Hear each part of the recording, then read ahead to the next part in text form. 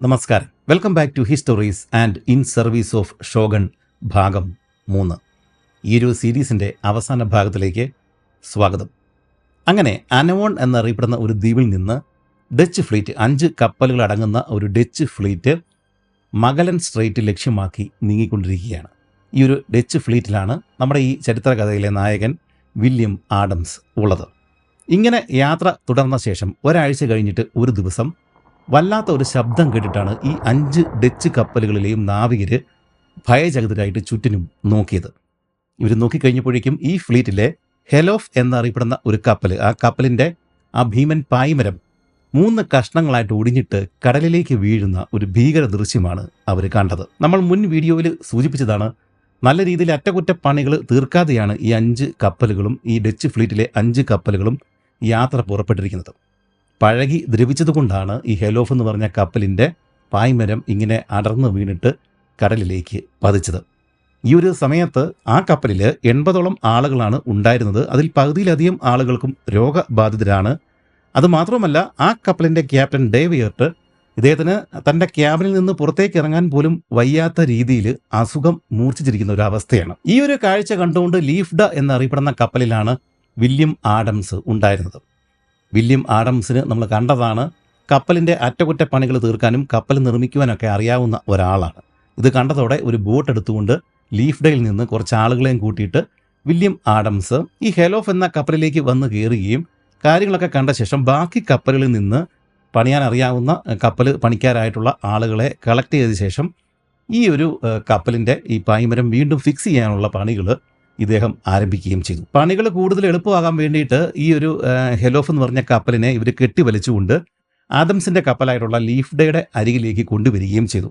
എന്നിട്ടാണ് ഇവർ പണികൾ തുടർന്നത്. അവസാനം ഒരാഴ്ച കൊണ്ട് ഇവർ വീണ്ടും ഈ ലീഫ്ഡ എന്ന് പറഞ്ഞ കപ്പലിൻ്റെ പായ്മരം പുനർനിർമ്മിച്ചു, ആ ഉണ്ടായിരുന്ന സാധനങ്ങളൊക്കെ വെച്ചിട്ട്. പക്ഷേ നേരത്തെ ഉണ്ടായിരുന്ന പായ്മരത്തിൻ്റെ അത്രയും ഉയരം ഇപ്പോഴുണ്ടാക്കിയ ഈ പുതിയ പായ്മരത്തിന് ഉണ്ടായിരുന്നില്ല. ഇത് ലീഫ്ഡ എന്ന് പറഞ്ഞ കപ്പലിൻ്റെ വേഗതയെ പിന്നീട് സാരമായിട്ട് കുറയ്ക്കാനായിട്ട് കാരണമാകുകയും ചെയ്തു. ഇതിനുശേഷം അവർ യാത്ര തുടർന്നു. ഈ ഒരു സമയത്ത് ഈ 5 കപ്പലുകളിലും ഭക്ഷ്യക്ഷാമം രൂക്ഷമായിരുന്നു. ഇവർക്ക് വേണ്ടുന്ന ഫ്രഷ് വെജിറ്റബിൾസ്, മീറ്റ് ഇതൊന്നും ഇവർക്ക് കിട്ടാനില്ലായിരുന്നു. ഇവർ പോയ സ്ഥലങ്ങളിലൊന്നും കാര്യമായ സാധനങ്ങളൊന്നും ഇവർക്ക് കിട്ടിയില്ല എന്നുള്ളത് കഴിഞ്ഞ വീഡിയോയിൽ നമ്മൾ കണ്ടതാണ്. എന്താണേലും ഭക്ഷ്യക്ഷാമം രൂക്ഷമായതോടെ റേഷൻ സമ്പ്രദായത്തിലാണ് ഇവർ ആഹാരം വിതരണം ചെയ്തിരുന്നത്. ഭക്ഷണം മോഷ്ടിക്കുന്നത് കുറ്റകരമായിട്ടുള്ള ഒരു കാര്യമാണ് എന്നറിയാമായിരുന്നിട്ടും ചില നാവികർ വിശപ്പ് സഹിക്കാൻ വയ്യാതെ ഭക്ഷണം മോഷ്ടിക്കുന്ന ആ ഒരു പ്രവൃത്തി ചെയ്യുന്നുണ്ടായിരുന്നു. അങ്ങനെ ഈ ഹെലോഫിൻ്റെ പായ്മരം ഒടിഞ്ഞു വീണിട്ട് ഏതാണ്ട് ഒരു 2 മാസങ്ങൾക്ക് ശേഷം മാർച്ച് 9 ഇവർ ഭക്ഷണം സ്ഥിരമായിട്ട് മോഷ്ടിക്കുന്ന ഒരാളെ ഈ നാവികർ കൈയോടെ പിടികൂടി. വില്യം ആഡംസ് ഉണ്ടായിരുന്ന ലീഫ്ഡ എന്നറിയപ്പെടുന്ന ആ ഒരു കപ്പലിൽ തന്നെയാണ് ഇത് സംഭവിച്ചത്. പക്ഷേ ഈ ഒരു കുറ്റകൃത്യത്തിന് അതിൻ്റെ ക്യാപ്റ്റൻ വിധിച്ചത് മാരകമായ ഒരു ശിക്ഷയായിരുന്നു. ഈ ഒരു നാവികനെ പിടിച്ച് കെട്ടിയിട്ട് ഇവർ ഈ കപ്പലിൻ്റെ മുമ്പിലേക്ക് തള്ളി നിൽക്കുന്ന ഒരു ഭാഗമുണ്ട്, പുറത്തേക്ക് മുൻവശത്തേക്ക് തള്ളി നിൽക്കുന്ന ഒരു ഭാഗമുണ്ട്. അതിനെ ബോസ്പ്രിറ്റ് എന്നാണ് വിളിക്കുക. ആ ഒരു സ്ഥലത്ത് അയാളെ അവർ കെട്ടിത്തൂക്കിയിട്ടു. സ്വാഭാവികമായിട്ടും കുറച്ച് കഴിഞ്ഞപ്പോഴേക്കും അയാൾ മരണപ്പെട്ടു. അതിനുശേഷം അയാളെ അവർ കയറ് കണ്ടിച്ചിട്ട് കടലിലേക്ക് എറിയുകയും ചെയ്തു. ഇത് മറ്റുള്ളവർക്കൊരു പാഠമാകുവാൻ വേണ്ടിയിട്ടാണ് ഈ ക്യാപ്റ്റൻ അങ്ങനെ ചെയ്തത്. എന്നാൽ ഈ ഒരു സംഭവത്തിൻ്റെ തുടർച്ച എന്നോണം കുറച്ച് ദിവസങ്ങൾ കഴിഞ്ഞപ്പോഴേക്കും ഇവർ നോക്കിക്കഴിഞ്ഞപ്പോഴേക്കും ഇവർ പോകുന്ന ആ കടലിൻ്റെ ആ ഭാഗത്തുള്ള വെള്ളമെല്ലാം നല്ല രീതിയിൽ ചുവന്നിരിക്കുന്നു. ഇത് കണ്ടതോടെ ആ ഒരു നാവികനെ കൊന്നു കുറച്ച് ദിവസങ്ങൾക്കുള്ളിലാണ് കടൽ ചുവന്ന് കിടക്കുന്ന ഭാഗം ഇവർ കാണുന്നത്. പൊതുവെ അന്ധവിശ്വാസികളായിട്ടുണ്ടായിരുന്ന ഈ നാവികർ അത് കണ്ടതോടെ ഭയചകിതരായി. സത്യത്തിലൊരു ആൽഗൽ ബൂമാണ് അവരവിടെ കണ്ടത്. ഈ കടലിൻ്റെ ചില ഭാഗങ്ങളിൽ ആൽഗകൾ പെട്ടെന്ന് പെരുകിയിട്ട് അവിടെ ചില ആൽഗകളുടെ നിറം അനുസരിച്ചിട്ടാണ് ആ ഒരു ഭാഗത്ത് ആൽഗകൾ പെരുകി കിടക്കുന്ന ആ ഒരു ഭാഗത്ത് നിറം ഉണ്ടാവുക. ഇവിടെ ചുവന്ന നിറമാണ് ഉണ്ടായത്. ഇങ്ങനെ ചുവന്ന നിറത്തിലെ ആൽഗകൾ ഇങ്ങനെ പെരുകി കിടക്കുന്ന ആ ഒരു പ്രതിഭാസത്തെ റെഡ് ടൈഡ് എന്നാണ് വിളിക്കുക. സ്വാഭാവികമായിട്ടും ഈ ഒരു റെഡ് ടൈഡാണ് ഇവർ കണ്ടത്. അങ്ങനെ അവിടെ നിന്ന് വീണ്ടും യാത്ര തുടർന്ന അവർ ഏപ്രിൽ 6 കുപ്രസിദ്ധമായിട്ടുള്ള മഗലൻ സ്ട്രെയ്റ്റിൽ, മഗലൻ കടലിടുക്കിൽ എത്തിച്ചേർന്നു. അറ്റ്ലാന്റിക് പസഫിക് സമുദ്രങ്ങളെ ബന്ധിപ്പിച്ചുകൊണ്ട് ഏതാണ്ട് 600ഓളം കിലോമീറ്ററുകൾ ദൂരത്തിൽ കിടക്കുന്ന മഗലൻ കടലിടുക്ക് അക്കാലത്ത് മറികടക്കുക എന്നത് പ്രയാസമേറിയ കാര്യം തന്നെയായിരുന്നു. 100 കണക്കിന് ചെറുദ്വീപുകളും വഴികളും ചാലുകളും ചിലന്തി വല പോലെ കിടക്കുന്ന ഇവിടുത്തെ കാലാവസ്ഥയും പ്രവചനാതീതമാണ്. സ്ഥിരമായിട്ടുള്ള കനത്ത മൂടൽമഞ്ഞ് കാഴ്ചകളെയും മറച്ചുകളയും. ഇവിടുത്തെ ചെറുദ്വീപുകളിൽ വെച്ചിട്ടാണ് വില്യം ആഡംസ് ആദ്യമായിട്ട് പെൻഗ്വിനുകളെ കാണുന്നത്. ഈ പെൻഗ്വിൻ പക്ഷികളെ കണ്ടതോടെ വിശന്നു വലഞ്ഞു നിൽക്കുന്ന ഈ ഒരു നാവികർ ബോട്ടുകളൊക്കെ എടുത്തുകൊണ്ട് ഈ ഒരു ചെറു ദ്വീപുകളിലേക്ക് ചെല്ലുകയും പെൻഗ്വിനുകളെ വ്യാപകമായിട്ട് ഇവർ വേട്ടയാടി ഈ ബോട്ടുകളിൽ കൊന്ന് തിരികെ കൊണ്ടുവരികയും ഇവർ ഭക്ഷിക്കുകയും ചെയ്തു. ഇത്തരം കാര്യങ്ങൾ നടക്കുന്ന സമയത്ത് തന്നെ ഈ 5 കപ്പലുകളിലും ഈ നാവികർക്ക് രോഗമുണ്ട്, സ്കർവി പോലുള്ള പല രോഗങ്ങളുണ്ട്. ഈ ആളുകൾ മരണപ്പെടുന്നുണ്ട്. ഈ മഗലൻ സ്ട്രെയിറ്റിൽ കയറിയ പിന്നെ ദിവസവും ആളുകൾ മരണപ്പെടുന്നുണ്ട്. അങ്ങനെയുള്ള ആളുകളെ ഇവരിങ്ങനെ ഓരോ ദ്വീപുകളിൽ ഇറങ്ങുന്ന സമയത്ത് അവിടെ സംസ്കരിക്കുകയാണ് പതിവ്. പെൻഗ്വിൻ പക്ഷികളെ ഇങ്ങനെ വേട്ടയാടുവാൻ വേണ്ടിയിട്ട് മാത്രമല്ല ഇവർ ഈ ദ്വീപുകളിൽ ഇറങ്ങുന്നത്. ശുദ്ധജലം, പിന്നെ വിറക്, അതിൻ്റെ പുറമെ ഈ പാറകളിൽ പറ്റിപ്പിടിച്ചിരിക്കുന്ന കല്ലുമേക്കായ പോലുള്ള സാധനങ്ങൾ, ഇതെല്ലാം കളക്ട് ചെയ്യാൻ വേണ്ടിയിട്ടാണ് ഇവർ ദ്വീപുകളിൽ ഇറങ്ങുന്നത്. പക്ഷേ ഇവരിങ്ങനെ ഈ പല കാര്യങ്ങൾക്ക് വേണ്ടിയിട്ട് ദ്വീപുകളിൽ ഇറങ്ങുന്ന സമയത്ത് തന്നെ ഈ ഒരു മഗലൻ സ്ട്രെയിറ്റിൽ തണുത്ത കാറ്റാണ്, ഭയങ്കരമായ തണുപ്പാണുള്ളത്. ഈ രോഗികളായിട്ടുണ്ടായിരുന്ന നാവികർക്ക് ഇതൊന്നും സഹിക്കാൻ പറ്റാതെ വന്നു കഴിഞ്ഞപ്പോഴേക്കും കൂടുതൽ ആളുകൾ മരണപ്പെടുകയാണ്. ഇവർക്ക് ജോലി ചെയ്യാൻ പറ്റാത്തൊരു സാഹചര്യം ഉണ്ടായി. ഈ കപ്പലുകളിലെ പ്രധാന ചരക്ക് എന്ന് പറയുന്നത് കമ്പിളി തുണിയായിരുന്നു. ഇത് ഇവരിങ്ങനെ കപ്പലിൻ്റെ കാർഗോ സെക്ഷനിൽ കെട്ടിവെച്ചിട്ടുണ്ട്. ചരക്ക് വെച്ചിരിക്കുന്ന ഭാഗത്ത് ഇതുണ്ട്. ഇവിടെ കൊടിയ തണുപ്പുമാണ് താനും. പോകുന്ന സ്ഥലങ്ങളിൽ വിൽക്കുവാൻ വേണ്ടിയിട്ടാണ് ഇവരിത് വെച്ചിരിക്കുന്നത്. പക്ഷേ ഈ ഫ്ലീറ്റിൻ്റെ കമാൻഡറായിട്ടുണ്ടായിരുന്ന ഡീകോഡ്സ് എന്ത് ചെയ്തു? ഇതെല്ലാം പൊളിച്ചിട്ട് ഈ കമ്പിളി തുണികൾ നാവികർക്ക് വിതരണം ചെയ്തു. ഈ നാവികർക്ക് രോഗം പിടിച്ചിട്ട് ഇവരെല്ലാം മരിച്ചു പോയി കഴിഞ്ഞിട്ട് ഈ കപ്പലുകളും കൊണ്ടിട്ട് മുമ്പോട്ട് പോയിട്ട് ഒരു കാര്യവുമില്ല. അതുകൊണ്ടാണ് അദ്ദേഹം വിൽക്കാൻ വെച്ചിരിക്കുന്ന ചരക്ക് തന്നെ എടുത്തിട്ട് ഈ ഒരു നാവികർക്ക് സപ്ലൈ ചെയ്തത്. പക്ഷേ ഇങ്ങനെയൊക്കെ ചെയ്തിട്ടും വീണ്ടും വീണ്ടും കൂടുതൽ ആളുകൾ മരണപ്പെട്ടുകൊണ്ടേയിരുന്നു. അവസാനം ഈ ഫ്ലീറ്റിലെ ക്യാപ്റ്റന്മാരിൽ ഒരാളായിട്ടുണ്ടായിരുന്ന ഫാം ബക്കോൾട്ട് ഇദ്ദേഹവും മരണപ്പെട്ടു. തണുപ്പും വിശപ്പും മോശമായ കാലാവസ്ഥയും ഒരേ സമയം നേരിടേണ്ടി വന്ന ഈ ഡച്ച് നാവികർക്ക് ഇടയ്ക്കിടെ കരയിൽ ഇറങ്ങുന്നതായിരുന്നു ഏക ആശ്വാസം. എന്നാൽ മഗലൻ കടലിടുക്കിലെ ദ്വീപുകളിൽ വസിച്ചിരുന്ന തെൽവൽച്ചി എന്നറിയപ്പെടുന്ന ഗോത്രക്കാർ കരയിൽ ഇങ്ങനെ ഇറങ്ങുന്നവരെ ആക്രമിക്കാൻ തുടങ്ങിയതോടെ ആളുകൾക്ക് ദ്വീപിൽ ഇറങ്ങുവാൻ തന്നെ ഭയമായി. അതോടുകൂടി കൂടുതൽ ആളുകൾ രോഗബാധിതരായി മരണപ്പെട്ടു തുടങ്ങി. മഗലൻ കടലിടുക്കിൽ വെച്ച് മാത്രം ഏതാണ്ട് 120ഓളം നാവികരാണ് മരണപ്പെട്ടത്. അതായത് 500-ൽ 300 പേർ മാത്രമാണ് ഇനിയും ജീവനോടെ അവശേഷിക്കുന്നത്.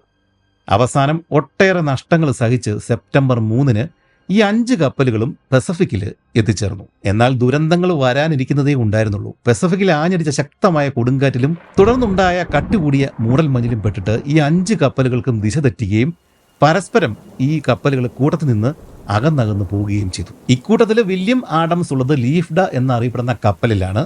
ആഡംസ് തൻ്റെ നാവിഗേഷണൽ സ്കിൽസ് എല്ലാം വെച്ചിട്ട് മറ്റു കപ്പലുകളെ പല സ്ഥലങ്ങളിൽ തിരഞ്ഞു നോക്കിയെങ്കിലും കനത്ത മൂടൽമഞ്ഞിൽ ഇദ്ദേഹത്തിന് ഒന്നും കാണുവാനായിട്ട് സാധിച്ചില്ല. അതോടുകൂടിയിട്ട് ഈ ആഡംസ് ഉണ്ടായിരുന്ന ലീഫ്ഡ എന്ന് പറഞ്ഞ കപ്പലിലെ നാവികർക്ക് ഭയമായി. കാരണം പസഫിക് അന്നും ആ ഒരു സമയത്തൊക്കെ ആളുകൾക്ക് വല്ലാത്ത ഭയം തരുന്ന, അല്ലെങ്കിൽ അതുപോലെ ആളുകൾ ഭയക്കുന്ന ഒരു സ്ഥലമാണ്. അധികം കപ്പലുകളൊന്നും ഈ ഒരു ഭാഗത്ത് കൂടിയിട്ട് ഇതുവരെയും പോയിട്ടില്ല. വളരെ വിരലെണ്ണാവുന്ന അത്രയും ആളുകൾ മാത്രമാണ്, നാവികർ മാത്രമാണ് ഇതുവഴി പോയിട്ടുള്ളത്. ആ ഒരു സ്ഥലത്ത് വെച്ചിട്ട് ഇവരുടെ കൂട്ടത്തിലുണ്ടായിരുന്ന ബാക്കി കപ്പലുകൾ ഈ മൂടൽമഞ്ഞിൽ അപ്രത്യക്ഷമാകുകയും ചെയ്തു. ഈ ലീഫ്ഡ ഒറ്റയ്ക്കാവുകയും ചെയ്തു. ഈ നാവികർക്ക് ഭയക്കാനായിട്ട് വേറെ കാരണമൊന്നും വേണ്ടല്ലോ. അവസാനം 1 മാസത്തിന് ശേഷമാണ് ഈ ഫ്ലീറ്റിലെ ഫ്ലാഗ്ഷിപ്പ് ആയിട്ടുണ്ടായിരുന്ന ഹോപ്പ് എന്ന് പറഞ്ഞ ആ കപ്പൽ അങ്ങകലെ പ്രത്യക്ഷപ്പെട്ടത്. എന്താണേലും ഈ ഹോപ്പിനെ കണ്ടതോടെ ഇവർ അരികിലേക്ക് ചെല്ലുകയും 2 കപ്പലുകളിലെയും നാവികർക്ക് അങ്ങോട്ടും ഇങ്ങോട്ടും കണ്ട സന്തോഷത്തിൽ ഇവർ ഉച്ചത്തിൽ ആഹ്ലാദ പ്രകടനമൊക്കെ നടത്തുകയും ഒക്കെ ചെയ്തു. പക്ഷേ ഇതൊന്നും അധിക ദിവസങ്ങൾ നീണ്ടു നിന്നില്ല. ഒരു 10 ദിവസങ്ങൾക്ക് ശേഷം വീണ്ടും വലിയൊരു കൊടുങ്കാറ്റുണ്ടായി, മൂടൽമഞ്ഞുണ്ടായി. വീണ്ടും ഈ ഹോപ്പ് എവിടെയോ അപ്രത്യക്ഷമായി. ഓർക്കുക, ആകെയുള്ള 5 കപ്പലുകളിൽ ഈ ലീഫ്ഡ എന്ന് പറഞ്ഞ കപ്പലിൻ്റെ കൂട്ടത്തിൽ പിന്നീട് കണ്ടെത്തിയത് ഈ ഹോപ്പിനെ മാത്രമാണ്. ബാക്കിയുള്ള 3 കപ്പലുകൾ പിന്നീട് എവിടെ പോയി എന്ന് ഇവർക്ക് അറിയില്ല. എന്താണേലും ഒരിക്കൽ കൂടി ഈ ഒരു ഹോപ്പ് അപ്രത്യക്ഷമായി. പക്ഷേ ഇവർക്ക് ഈ വീണ്ടും ബാക്കിയുള്ള കപ്പലുകളെ കണ്ടെത്തുവാൻ വേണ്ടിയിട്ടൊരു മാർഗമുണ്ടായിരുന്നു.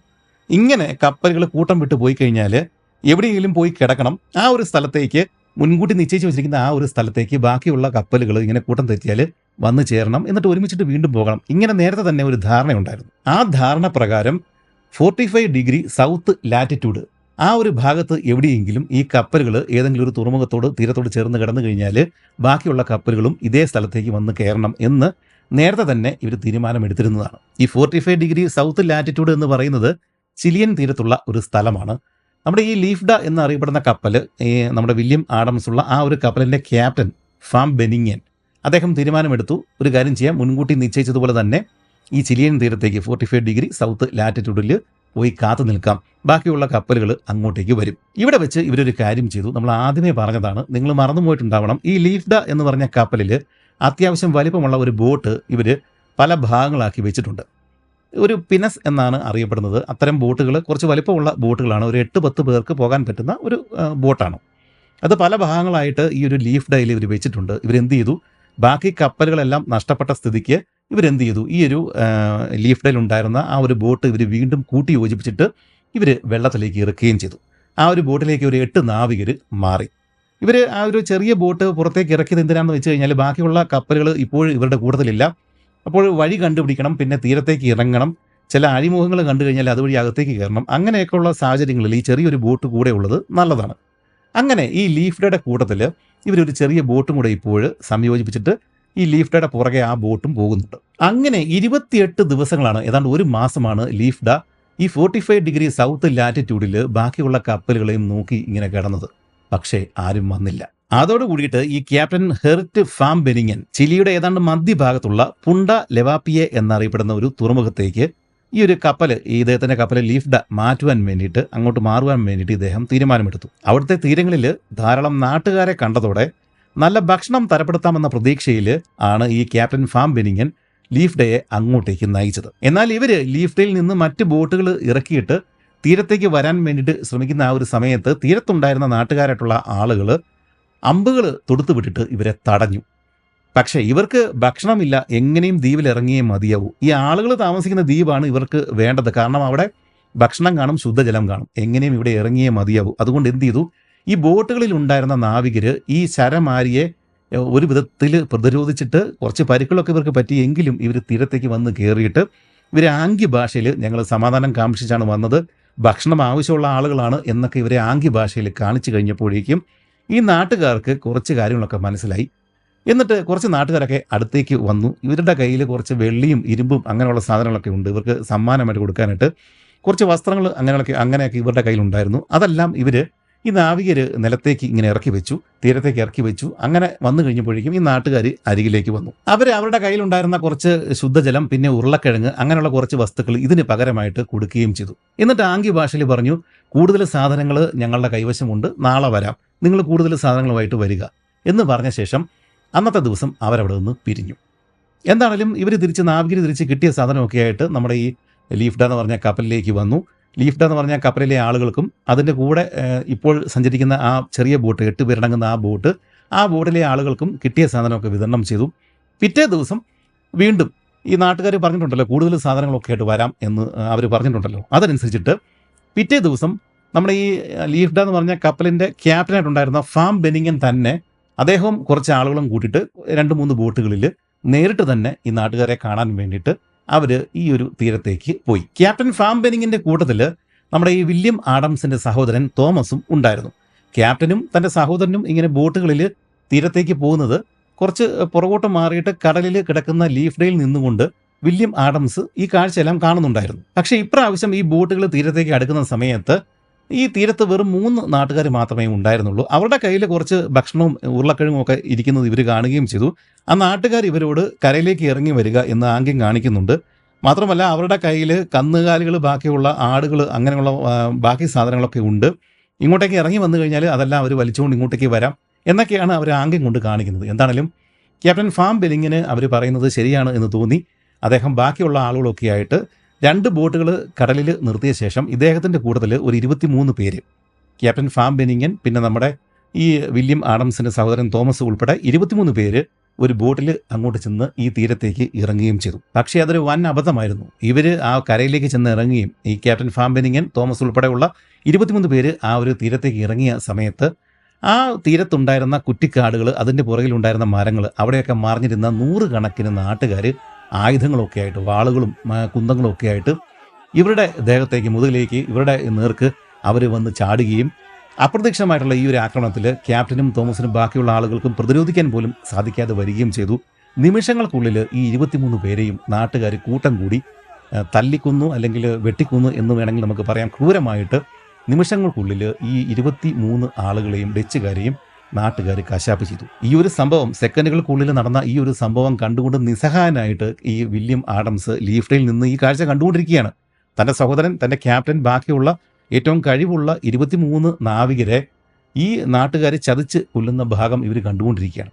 ഈ സമയത്ത് ബാക്കിയുണ്ടായിരുന്ന ബോട്ടുകളിലെ ആളുകൾ നിലവിളിച്ചുകൊണ്ട് തിരികെ തുഴഞ്ഞിട്ട് ലീഫ് ഡേയിലേക്ക് വന്ന് കയറുകയും ചെയ്തു. ഈ ഒരു സംഭവത്തിന് ശേഷം ആഡംസിനെ നിരാശ കണ്ടമാനങ്ങ് പിടികൂടി. തൻ്റെ സഹോദരൻ തൻ്റെ ക്യാപ്റ്റൻ ഇവർ രണ്ടുപേരും കൺമുന്നിൽ വെച്ചിട്ടാണ് വധിക്കപ്പെട്ടത്, അതും ക്രൂരമായിട്ട്. ഇനി ഈ കപ്പലിൽ അവശേഷിക്കുന്ന ആളുകളിൽ 3/4 പങ്കും ആളുകൾക്കും നേരെ എണീറ്റ് നിൽക്കാൻ പോലുമുള്ള ആരോഗ്യമില്ല. നങ്കൂരം ഉയർത്താൻ പോലും ശേഷിയുള്ള ആളുകൾ ഇതിലില്ലായിരുന്നു എന്നാണ് പറയപ്പെടുന്നത്. അങ്ങനെ നിരാശയോടെ അവിടെ നിന്ന് ഈ വില്യം ആഡംസ് ഈ ലീഫ്ഡ എന്ന് പറഞ്ഞ കപ്പലുമൊക്കെ ആയിട്ട് ആ ഒരു ഭാഗത്തുണ്ടായിരുന്ന സാന്താ മരിയ എന്നറിയപ്പെടുന്ന ഒരു ദ്വീപിലേക്ക് ഈ ഒരു കപ്പലുമായിട്ട് അവിടെ നിന്ന് മറ്റൊരു സ്ഥലത്തേക്ക് ഇവർ പോവുകയും ചെയ്തു. പക്ഷേ ഈ സാന്താ മരിയ ദ്വീപിൻ്റെ ആ ഒരു തുറമുഖത്ത് ആ ഒരു ഭാഗത്ത് എത്തിക്കഴിഞ്ഞപ്പോഴാണ് ഈ ലീഫ്ഡിൽ ഉണ്ടായിരുന്ന ആളുകൾ, നമ്മുടെ ആഡംസ് ഉണ്ടായിരുന്ന ആളുകൾ ഞെട്ടിപ്പോയത്. ഇവരുടെ ഫ്ലാഗ്ഷിപ്പായിട്ടുണ്ടായിരുന്ന കുറച്ച് ദിവസങ്ങൾക്ക് മുമ്പ് കാണാതെ പോയ അപ്രത്യക്ഷമായിട്ടുള്ള ഹോപ്പ് അവിടെ കിടപ്പുണ്ട്. ഇവർക്ക് വലിയ സന്തോഷമായി. ഇവർ കാണാതെ പോയ 4 കപ്പലുകളിൽ ഒരെണ്ണം, ഈ ഫ്ലാഗ്ഷിപ്പ് ഹോപ്പ്, അതായത് വീണ്ടും പ്രത്യക്ഷപ്പെട്ടിരിക്കുകയാണ്. പക്ഷേ ഇവരുടെ അവസ്ഥയെക്കാളും മോശമായിട്ടുള്ള അവസ്ഥയിലായിരുന്നു ഈ ഹോപ്പ് അവിടെ ഉണ്ടായിരുന്നത്. ഇതേ അബദ്ധം തന്നെ അവർക്കും പറ്റി. മറ്റൊരു ദ്വീപിൽ ഈ ഹോപ്പിൻ്റെ ക്യാപ്റ്റനായിട്ടുണ്ടായിരുന്ന ആളും, അതായത് ഈ മൊത്തം ഫ്ലീറ്റിൻ്റെയും കമാൻഡറായിട്ടുണ്ടായിരുന്ന ഡീകോഡ്സ് ഉൾപ്പെടെയുള്ള 27 പേര് ഇതുപോലെ തന്നെ മറ്റൊരു ദ്വീപിൽ വെള്ളവും ഭക്ഷണവും ഒക്കെ തേടിയിട്ട് ഇറങ്ങുകയും ഇതുപോലെ തന്നെ നാട്ടുകാർ വട്ടം കൂടിയിട്ട് ആ 27 പേരെയും, നമ്മുടെ ഡീകോഡ്സ് ഉൾപ്പെടെയുള്ള ഫ്ലീറ്റിൻ്റെ കമാൻഡറായിട്ടുണ്ടായിരുന്ന ഡീകോഡ്സ് ഉൾപ്പെടെയുള്ള 27 പേരെയും കശാപ്പ് ചെയ്യുകയും ചെയ്തു. അതായത് ഇപ്പോൾ ഈ ലീഫ്ഡയ്ക്കും ഹോപ്പിനും ഒരേ അവസ്ഥയാണുള്ളത്. പ്രധാനപ്പെട്ട ക്യാപ്റ്റന്മാരെല്ലാം മരണപ്പെട്ടു, നല്ല നാവികരൊക്കെ മരണപ്പെട്ടു. വളരെ കുറച്ച് ആളുകളാണ് ഇനി മിച്ചമുള്ളത്. ഉള്ളവർക്ക് തന്നെയും 10-ലധികം ആളുകൾക്ക് രോഗമാണ്. ഇപ്പോൾ നിങ്ങൾ ആലോചിക്കുന്നുണ്ടാവും, എന്തുകൊണ്ടാണ് ഈ നാട്ടുകാർ, ഈ പ്രദേശങ്ങളിലുള്ള നാട്ടുകാർ ഇങ്ങനെ ഇവരോട് ഇത്ര ക്രൂരമായിട്ട് പെരുമാറുന്നത്? എന്തെങ്കിലും കാരണം അതിൻ്റെ പുറകിലുണ്ടോ? ഉണ്ട്. മപ്പൂച്ചികൾ എന്നറിയപ്പെടുന്ന ഒരു നേറ്റീവ് അമേരിക്കൻ ഗോത്രവർഗ്ഗക്കാരാണ് ഈ ഒരു ഭാഗങ്ങളിൽ ആ സമയത്തുണ്ടായിരുന്നത്. ഇവർ ആ ഭാഗങ്ങളിൽ, ആ കാലഘട്ടങ്ങളിൽ അധിനിവേശക്കാരായിട്ട് വന്നിരുന്ന സ്പാനിഷുകാരുടെ നിരന്തര യുദ്ധത്തിലായിരുന്നു. ആ യുദ്ധം മാക്സിമം ആയിട്ട് കൊടുമ്പിരി കൊണ്ട് നിൽക്കുന്ന ഒരു സമയത്താണ് ഈ ഡച്ചുകാർ ഇതൊന്നും അറിയാൻ പാടില്ലാതെ ഈ ഒരു ഭാഗത്തേക്ക് വന്നു കയറിയത്. മപ്പൂച്ചികൾക്ക് ഡച്ചുകാരേതാ, സ്പാനിഷുകാരേതാ, പോർട്ടുഗീസുകാരേതാ ഇതൊന്നും തിരിച്ചറിയാനായിട്ട് യാതൊരു നിർവാഹവുമില്ല. അവർക്കറിയില്ല. എല്ലാവരും സൈബന്മാരെ പോലെ തന്നെ ഇരിക്കുന്നു. ഏതാണ്ട് ഒരേ വിധത്തിലുള്ള കപ്പലുകളിൽ, ഒരേ വിധത്തിലുള്ള വേഷവിധാനങ്ങളിലാണ് ഇവർ വന്ന് ഇറങ്ങുന്നത്. അതായത് സ്പാനിഷുകാരാണ്, തങ്ങളുടെ ശത്രുക്കളായിട്ടുള്ള സ്പാനിഷുകാരാണ് ഇത് എന്ന് തെറ്റിദ്ധരിച്ചിട്ടാണ് ഈ മപ്പൂച്ചികൾ ശരിക്കും ഡച്ചുകാരെ ആക്രമിച്ചത്. സത്യത്തിൽ ഈ ഡച്ചുകാർ സ്പാനിഷുകാരുടെ ശത്രുക്കളാണ് എന്ന് അറിഞ്ഞിരുന്നുവെങ്കിൽ ഇവർ കാര്യമായിട്ട് തന്നെ അവരെ സ്വീകരിക്കേണ്ടതാണ്. തെറ്റിദ്ധാരണ പുറത്താണ് ഇത്രയും വലിയ കൊടും ക്രൂരതകൾ അവർ ചെയ്തത്. ആഡംസും കൂട്ടരും ഇവിടെ വന്നു പോയിട്ട് അധിക നാൾ കഴിയുന്നതിന് മുമ്പ് തന്നെ ഒലിഫിയർ ഫാന്യോർട്ട് എന്നൊരു ഡച്ച് കച്ചവടക്കാരൻ ഇവിടെ എത്തിയിട്ടുണ്ടായിരുന്നു. മഗലൻ കടലിടുക്കിൽ തദ്ദേശീയരുമായിട്ട് ഘോര യുദ്ധം നടത്തിയ ശേഷമാണ് ഈ ഫന്യോർട്ട് ഇവിടം വരെ എത്തിയത്. അയാൾ ഈ ഭാഗത്തു നിന്നും പിടികൂടിയ ഒരു സ്പാനിഷ് ക്യാപ്റ്റൻ പറഞ്ഞത്, നമ്മുടെ ഈ ലീഫ് ഡേയിലെ കൊല്ലപ്പെട്ട നാവികരുടെ തലകൾ മപ്പൂച്ചികൾ കുന്തങ്ങളിൽ കുത്തി നിർത്തിയിട്ട് കുറേ കാലം പ്രദർശിപ്പിച്ചിരുന്നു എന്നാണ്. സ്പാനിഷുകാരാണ് എന്ന് തെറ്റിദ്ധരിച്ചിട്ട് അവരെ ഭയപ്പെടുത്തുവാൻ വേണ്ടിയിട്ടാണ് അവരങ്ങനെ ചെയ്തത്. എന്നാൽ ഇവർ കൊന്നത് സ്പാനിഷുകാരുടെ ശത്രുക്കളായിട്ടുണ്ടായിരുന്ന ഡച്ചുകാരാണ് എന്നുള്ളത് പിന്നീടാണ് ഇവർക്ക് മനസ്സിലായത്. അങ്ങനെ മനസ്സിലായി കഴിഞ്ഞപ്പോഴേക്കും അവർ പശ്ചാത്തപിക്കുകയും ചെയ്തു. ഇതിനിടെ ഇത്രയേറെ നഷ്ടങ്ങൾ ഉണ്ടായെങ്കിലും ഈ വില്യം ആഡംസിന് സന്തോഷിക്കാനായിട്ട് ചെറിയൊരു കാരണം കിട്ടി. ഇപ്പോൾ വീണ്ടും പ്രത്യക്ഷപ്പെട്ട ഈ ഹോപ്പ് എന്ന് പറഞ്ഞ കപ്പലിൽ ഇദ്ദേഹത്തിൻ്റെ സുഹൃത്ത് തിമോത്തി ഷോട്ടൻ ഉണ്ടായിരുന്നു. ഇപ്പോഴും അയാൾ ജീവനോടെ തന്നെ അതിനകത്തുണ്ട്. ഇപ്പോൾ ഈ 2 കപ്പലുകളിലും ശരിക്കുള്ള ക്യാപ്റ്റന്മാർ, ഫ്ലീറ്റിൻ്റെ കമാൻഡർ ഇതെല്ലാം വധിക്കപ്പെട്ടിരിക്കുകയാണ്. വേറെ ആളുകളൊന്നുമില്ല. അങ്ങനെ അവസാനം ഇവരെന്ത് ചെയ്തു? ലീഫ്ഡ എന്ന് പറഞ്ഞ ഈ ആഡംസ് ഉള്ള കപ്പലിന് ഒരു ക്യാപ്റ്റനെ ഇവർ തിരഞ്ഞെടുത്തു. 45 വയസ്സ് പ്രായമുണ്ടായിരുന്ന യാക്കോബ് ക്വാക്കർനാക്ക്. എന്താണെങ്കിലും ഈ പുതുതായിട്ട് തിരഞ്ഞെടുക്കപ്പെട്ട യാക്കോബ് ക്വാക്കർനാക്ക് ഇദ്ദേഹം ഒരു തീരുമാനമെടുത്തു. എന്താണെങ്കിലും തുടർച്ചയായിട്ടുള്ള ഈ ഒരു അറ്റാക്കുകളിൽ ഇദ്ദേഹത്തിന് നാവികർക്കെല്ലാം പരിക്കുകൾ പറ്റിയിട്ടുണ്ട്, അവശരാണ്. ഒരു 20 ദിവസങ്ങൾ ഇവർ ഈ സാന്താ മരിയ ദ്വീപിൽ വിശ്രമമെടുത്തു. അവിടെ വേറെ നാട്ടുകാരൊന്നുമില്ല. അതുകൊണ്ട് സ്വസ്ഥമായിട്ട് ഇവർക്ക് വിശ്രമിക്കാനായിട്ട് സാധിക്കുകയും ചെയ്തു. എന്താണെങ്കിലും ഈ ഒരു ഫ്ലീറ്റിൽ ഇനി 3 വെസൽസ് മാത്രമാണ് അവശേഷിക്കുന്നത്. ഒന്ന് ഈ വില്യം ആഡംസ് ഉള്ള ഈ ലീഫ്ഡ എന്നറിയപ്പെടുന്ന കപ്പൽ. ആ കപ്പലിൻ്റെ ക്യാപ്റ്റനാണ് ഈ യാക്കോബ് ക്വാക്കർനാക്ക്. പിന്നെ ഇതിൻ്റെ ഫ്ലാഗ്ഷിപ്പായിട്ടുണ്ടായിരുന്ന ഹോപ്പ്. അവിടെയാണ് തിമോത്തി ഷോട്ടൻ എന്ന് പറഞ്ഞ ഈ ആഡംസിൻ്റെ കൂട്ടുകാരൻ ഉള്ളത്. ആ ഒരു കപ്പലിലാണ്. പിന്നെ ഈ ലീഫ്ഡയിൽ ഉണ്ടായിരുന്ന സാധനങ്ങൾ വെച്ചിട്ട് ഇവരുണ്ടാക്കിയെടുത്ത പിനസ്, ആ ഒരു ചെറിയ ബോട്ട്. അങ്ങനെ 3 ജലയാനങ്ങളാണ് ഇപ്പോൾ ഈ ഒരു ഫ്ലീറ്റിൽ അവശേഷിക്കുന്നത്. ഇവിടെ വെച്ചിട്ടാണ് ഇവരൊരു സുപ്രധാന തീരുമാനമെടുക്കുന്നത്. ഇനി എന്താണ് ചെയ്യേണ്ടത്? ഈ ഇത്രയും വലിയ ഫ്ലീറ്റും ഒക്കെ ആയിട്ട് ഇതിനകത്ത് ആയുധങ്ങളൊക്കെ കുത്തി നിറച്ചിട്ട് ഇവർ ഇവിടം വരെ എത്തിയത് എന്തിനാണ്? ഈ ഒരു ചിലിയൻ പെറൂവിയൻ തീരങ്ങളിൽ സ്പാനിഷ് കപ്പലുകൾ ആക്രമിച്ചിട്ട് നിധികളൊക്കെ തട്ടിയെടുക്കാൻ വേണ്ടിയിട്ടാണ്. പക്ഷേ ഇവിടെ വന്ന് എത്തിച്ചേർന്ന് കഴിഞ്ഞപ്പോഴേക്കും നിധി തട്ടിയെടുക്കാൻ പോയിട്ട് ഇവർക്ക് നേരെ ചൊവ്വേ 2 കാലിൽ എഴുന്നേറ്റ് നിൽക്കാൻ പോലും പറ്റാത്തൊരവസ്ഥയാണുള്ളത്. അതുകൊണ്ട് ഈ ഒരു ഫ്ലീറ്റ് എന്തിനാണോ ഇവിടം വരെ എത്തിയത് ആ ഒരു പരിപാടിയൊന്നും ഇനി നടക്കത്തില്ല. ഇങ്ങനെ അറ്റാക്ക് ചെയ്യുക, അങ്ങനെയുള്ള പണിയൊന്നും നടക്കത്തില്ല. അതിന് പകരം ഇവർക്ക് ഇവരുടെ ഈ കാർഗോ ഹോൾഡിൽ ഈ ചരക്കായിട്ട് ഈ പറഞ്ഞ കമ്പിളി പുതപ്പുകൾ, തുണികൾ, അങ്ങനെയുള്ള കുറച്ച് സാധനങ്ങളൊക്കെ ഉണ്ട്. അത് എവിടെയെങ്കിലും കൊണ്ട് വിൽക്കണം. അപ്പോൾ നേരത്തെ തന്നെ ആ ജപ്പാൻ ഏരിയയിലൊക്കെ പോയിട്ടുണ്ടായിരുന്ന ഒരു പോർട്ടുഗീസ് നാവികൻ ഇവരുടെ കൂടുതലുണ്ടായിരുന്നു. അയാൾ പറഞ്ഞു, ജപ്പാനിലേക്ക് പോയി കഴിഞ്ഞാൽ നമുക്ക് ഈ സാധനം എല്ലാം വിൽക്കാനായിട്ട് പറ്റും. അങ്ങനെയാണ് ഇവർ അവിടെ വെച്ചിട്ടാണ് ഈ സാന്താ മരിയ എന്നറിയപ്പെടുന്ന ആ ദ്വീപിൽ വെച്ചിട്ടാണ് ഇവർ തീരുമാനമെടുക്കുന്നത്, ഇനി നമുക്ക് ജപ്പാനിലേക്ക് പോയിട്ട് ഈ കച്ചവടമൊക്കെ നടത്തിയിട്ട് അവിടെ നിന്ന് കിട്ടുന്ന സാധനമൊക്കെ ആയിട്ട് എങ്ങനെയെങ്കിലും തിരിച്ച് നാട്ടിൽ തിരികെ പോകാം. അങ്ങനെ നവംബർ 27-ന് ഈ 3 ജലയാനങ്ങളും 2 വലിയ കപ്പലുകൾ പിന്നെ ആ ചെറിയ ബോട്ട് ഇത് 3ഉം കൂടെ നമ്മുടെ ഈ ജപ്പാൻ ലക്ഷ്യമാക്കിയിട്ട് പസഫിക് ക്രോസ് ചെയ്ത് പോകാനായിട്ട് ഇവർ ആ യാത്ര ആരംഭിച്ചിരിക്കുകയാണ്. എന്നാൽ കുറച്ച് ദിവസങ്ങൾ കഴിഞ്ഞപ്പോഴേക്കും ഇവർ മരിയാന ദ്വീപുകളുടെ അരികിൽ എത്തിച്ചേർന്ന് കഴിഞ്ഞപ്പോഴേക്കും മറ്റൊരു സംഭവം ഉണ്ടായി. ഇവരുടെ കൂട്ടത്തിലുണ്ടായിരുന്ന ആ ചെറിയ ബോട്ടുണ്ടല്ലോ, ഇവർ അസംബിൾ ചെയ്തെടുത്ത ആ ബോട്ടിൽ 8 നാവികരാണ് ഉണ്ടായിരുന്നത്. ഈ 8 നാവികരും ആ മരിയാന ദ്വീപുകളിൽ ഒട്ടേറെ ദ്വീപുകളുണ്ട്. അതിൽ ഒരു ദ്വീപിൻ്റെ അരികിലേക്ക് എത്തിക്കഴിഞ്ഞപ്പോഴേക്കും ഇവരെന്ത് ചെയ്തു, ഈ ഒരു ബോട്ട് നേരെ ആ ദ്വീപിലേക്ക് തുഴഞ്ഞങ്ങ് കയറ്റിയിട്ട് അതിൻ്റെ തീരത്തേക്ക് വലിച്ച് കയറ്റിയിട്ട് ഈ 8 നാവികരും ആ ദ്വീപിലേക്ക് ഉള്ളിലെ വനങ്ങളിലേക്ക് അവരങ്ങ് കയറിപ്പോയി. പിന്നെ ജീവിതത്തിൽ അല്ലെങ്കിൽ നമുക്കിതുവരെയും അവർക്ക് എന്ത് സംഭവിച്ചു എന്ന് മനസ്സിലായിട്ടില്ല. എന്തിനാണ് ആ നാവികർ അങ്ങനെ ചെയ്തത്? ഇത്രയും ദുരന്തങ്ങൾ വന്നു കഴിഞ്ഞപ്പോഴേക്കും ഇനിയും ഈ യാത്ര മുന്നോട്ട് പോയി കഴിഞ്ഞാൽ ജീവനോടെ ഒരിക്കലും ഒരിടത്തും ചെന്നെത്തില്ല എന്നൊരു തോന്നൽ അവർക്ക് ഉണ്ടായിട്ടുണ്ടാവണം. ഭക്ഷണവും വെള്ളമൊക്കെ തീർന്നിരിക്കുകയാണ്. അവസാനം അവർ ഒരു തീരുമാനമെടുത്തതാവണം, ഈ ഒരു ദ്വീപിലേക്ക് കയറിയിട്ട് അവിടുത്തെ നാട്ടുകാരൊക്കെ ആയിട്ട് ഒന്നുകിൽ നാട്ടുകാർ അവരെ കൊല്ലും അല്ലെങ്കിൽ കൂട്ടത്തിൽ ചേർക്കും. ഇതിലേതാണ് സംഭവിച്ചത് എന്ന് ഇന്നും നമുക്കറിയില്ല. എന്താണെങ്കിലും ആ 8 പേരും ആ ഒരു ദ്വീപിലേക്ക് കയറിപ്പോവുകയും പിന്നീട് അപ്രത്യക്ഷമാകുകയും ചെയ്തു.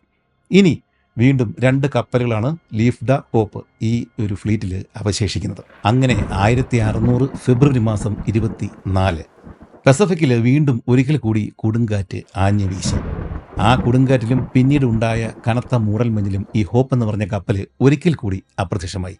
പക്ഷേ ഇപ്രാവശ്യത്തെ ആ പോക്ക് അവസാന പോക്കായിരുന്നു. ഈ ഹോപ്പിന് എന്ത് സംഭവിച്ചു എന്നുള്ള കാര്യം ഇന്നും നമുക്കറിയില്ല.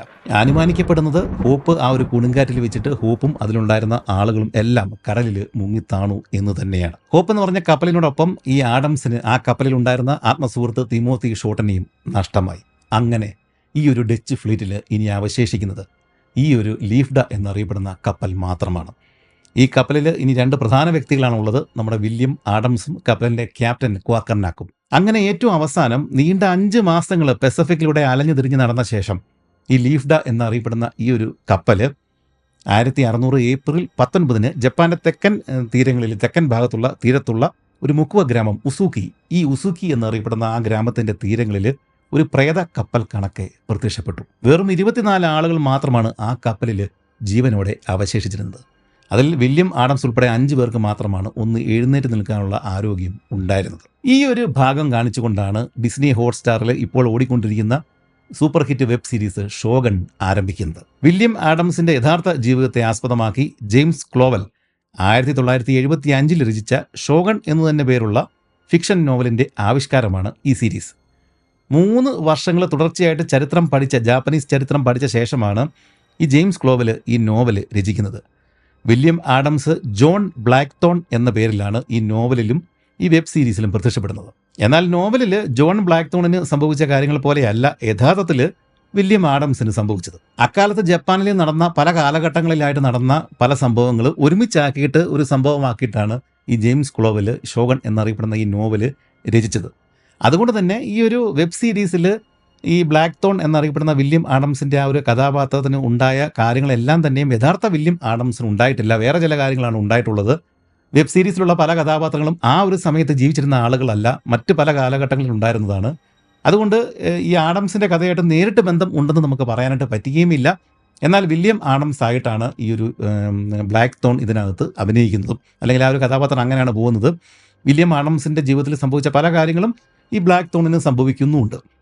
എന്താണെങ്കിലും അക്കാലത്തെ ജാപ്പനീസ് ജീവിത രീതികൾ, യുദ്ധങ്ങൾ, അവരുടെ വേഷവിധാനങ്ങൾ ഒക്കെ പഠിക്കണം എന്നുണ്ടെങ്കിൽ, അറിയണം എന്നുണ്ടെങ്കിൽ വളരെയധികം കൗതുകത്തോടെ തന്നെ നമുക്ക് ഈ ഷോഗൺ എന്നറിയപ്പെടുന്ന വെബ് സീരീസ് കാണാനായിട്ട് സാധിക്കും. ഇതൊക്കെ അറിയണം എന്നുണ്ടെങ്കിൽ ശരിക്കും ഈ സീരീസ് കാണുക തന്നെ വേണം. നമ്മുടെ ഈ വീഡിയോസ് കണ്ട ശേഷം അത് കാണുകയാണെങ്കിൽ നിങ്ങൾക്ക് ആ ഒരു സംഭവം നടക്കുന്ന കാലഘട്ടം മനസ്സിലാകുകയും എന്താണ് സംഭവിക്കുന്നതെന്ന് വളരെയധികം പെട്ടെന്ന് പിടികിട്ടുകയും ചെയ്യും. ഇൻ സർവീസ് ഓഫ് ഷോഗൺ എന്ന് നമ്മൾ പേരിട്ടിരിക്കുന്ന ഈ ഒരു വീഡിയോ സീരീസിൻ്റെ ആദ്യ ഭാഗത്ത് നമ്മൾ പറഞ്ഞതാണ്, വില്യം ആഡംസ് ഈ ഒരു 1600-കളിൽ ജപ്പാന്റെ തീരത്ത് ഈ ഉസൂക്കി എന്ന് പറഞ്ഞ മുക്കുവ ഗ്രാമത്തിൽ എത്തിച്ചേരുന്ന ആ ഒരു സമയത്ത് ജപ്പാനിൽ ആഭ്യന്തര യുദ്ധം കൊടികുത്തി നിൽക്കുന്ന, അല്ലെങ്കിൽ ആ ഒരു ഭീകരമായിട്ടുള്ള യുദ്ധങ്ങൾ, വലിയ വലിയ പോരാട്ടങ്ങൾ നടക്കുന്ന സമയത്താണ് വില്യം ആഡംസ് ഇവിടെ എത്തിച്ചേർന്നിരിക്കുന്നത്. അക്കാലഘട്ടങ്ങളിൽ ജപ്പാനിൽ ഒരു ചക്രവർത്തി ഉണ്ട്, പക്ഷേ ഒരു പ്രാധാന്യം അർഹിക്കുന്ന ഒരു സ്ഥാനമായിരുന്നില്ല. ക്യോട്ടോ എന്നറിയപ്പെടുന്ന സ്ഥലത്ത് ചക്രവർത്തി ജീവിച്ചിരിപ്പുണ്ട്. അദ്ദേഹത്തിന് അധികാരമൊന്നുമില്ല. ഈ മറ്റുള്ളവർ എന്തെങ്കിലും കാണിക്കുവാണെങ്കിൽ അതിനൊക്കെ ഒരു പേരിടുക, അങ്ങനെയുള്ള ചെറിയ ചെറിയ കാര്യങ്ങൾ മാത്രമാണ് ഈ ചക്രവർത്തിക്ക് ഉണ്ടായിരുന്നത്. ശരിക്കും ഈ ഒരു ജപ്പാൻ ഭരിച്ചിരുന്നത് ബാക്കിയുള്ള യുദ്ധപ്രഭുക്കളാണ്. അതിൽ തന്നെ ഏറ്റവും ഉയർന്ന പദവിയുള്ള ആളാണ് ഈ ഷോഗൻ സ്ഥാനത്ത് ഉള്ള ആള്. ജപ്പാനിൽ പല പ്രവിശ്യകൾ ഭരിക്കുന്ന യുദ്ധപ്രഭുക്കളെ ഡൈമ്യോ എന്നാണ് വിളിക്കുന്നത്. അത്തരം ഡൈമ്യോകളിൽ ഒരാളാണ്, പ്രമുഖനായിട്ടുള്ള ഒരാളാവും ഷോഗൻ സ്ഥാനത്തേക്ക് ഉയർന്ന് വരിക. ഈ ഒരു സ്ഥാനത്തേക്കാണ് ഇവിടെ മത്സരം നടക്കുന്നത്. ചക്രവർത്തി സ്ഥാനത്തേക്ക് മത്സരമില്ല, അത് പാരമ്പര്യമായിട്ട് ഇങ്ങനെ പിന്തുടർന്ന് പോരുകയാണ്, അതവിടെ ഉണ്ട്. പക്ഷേ അദ്ദേഹത്തിന് യാതൊരു അധികാരവുമില്ല. ഷോഗൻ സ്ഥാനത്തേക്ക് ആര് വരുന്നു അയാൾക്കാണ് ഈ ജപ്പാൻ ഭരിക്കുന്ന അധികാരം മുഴുവൻ വന്നു ചേരുക. അതുകൊണ്ട് ആ ഒരു സ്ഥാനത്തേക്കാണ് മത്സരം മുഴുവൻ. ഈ അഭ്യുദയ യുദ്ധം ആ ഒരു സ്ഥാനത്തിന് വേണ്ടിയിട്ടാണ് നടക്കുന്നത്. ഈ ആഡംസ് അവിടെ വരുന്നതിന് മുമ്പ് ഒരു ഷോഗൻ അല്ലെങ്കിൽ കൂടി ജപ്പാനെ മൊത്തത്തോടെ അടക്കി ഭരിച്ചിരുന്ന ഒരാളാണ് ടൊയോട്ടോമി ഹിദയോഷി. ഈ ടൊയോട്ടോമി ഹിദയോഷിയുടെ പ്രധാന എതിരാളിയായിരുന്നു ടൊകുഗാവ ഇയാസു. അതായത് 2 ക്ലാനുകൾ തമ്മിലാണ് ഇവിടെ പ്രധാന മത്സരം നടക്കുന്നത്. ടൊയോട്ടോമി ക്ലാനും ഈ ടൊകുഗാവ ക്ലാനും തമ്മിലാണ് ഈ ഷോഗൻ ഈ സ്ഥാനത്തേക്ക് വേണ്ടിയിട്ടുള്ള ഒരു ആഭ്യന്തര യുദ്ധം നടക്കുന്നത്. ബാക്കിയുള്ള ഡൈമോകൾ അഥവാ യുദ്ധപ്രഭുക്കളൊക്കെയും ഈ ഒരു 2 പക്ഷത്തേക്ക് ചേരിതിരിഞ്ഞാണ് യുദ്ധം ചെയ്യുന്നത്. ടൊയോട്ടോമി പക്ഷം, പിന്നെ ഈ ടൊകുഗാവ പക്ഷം.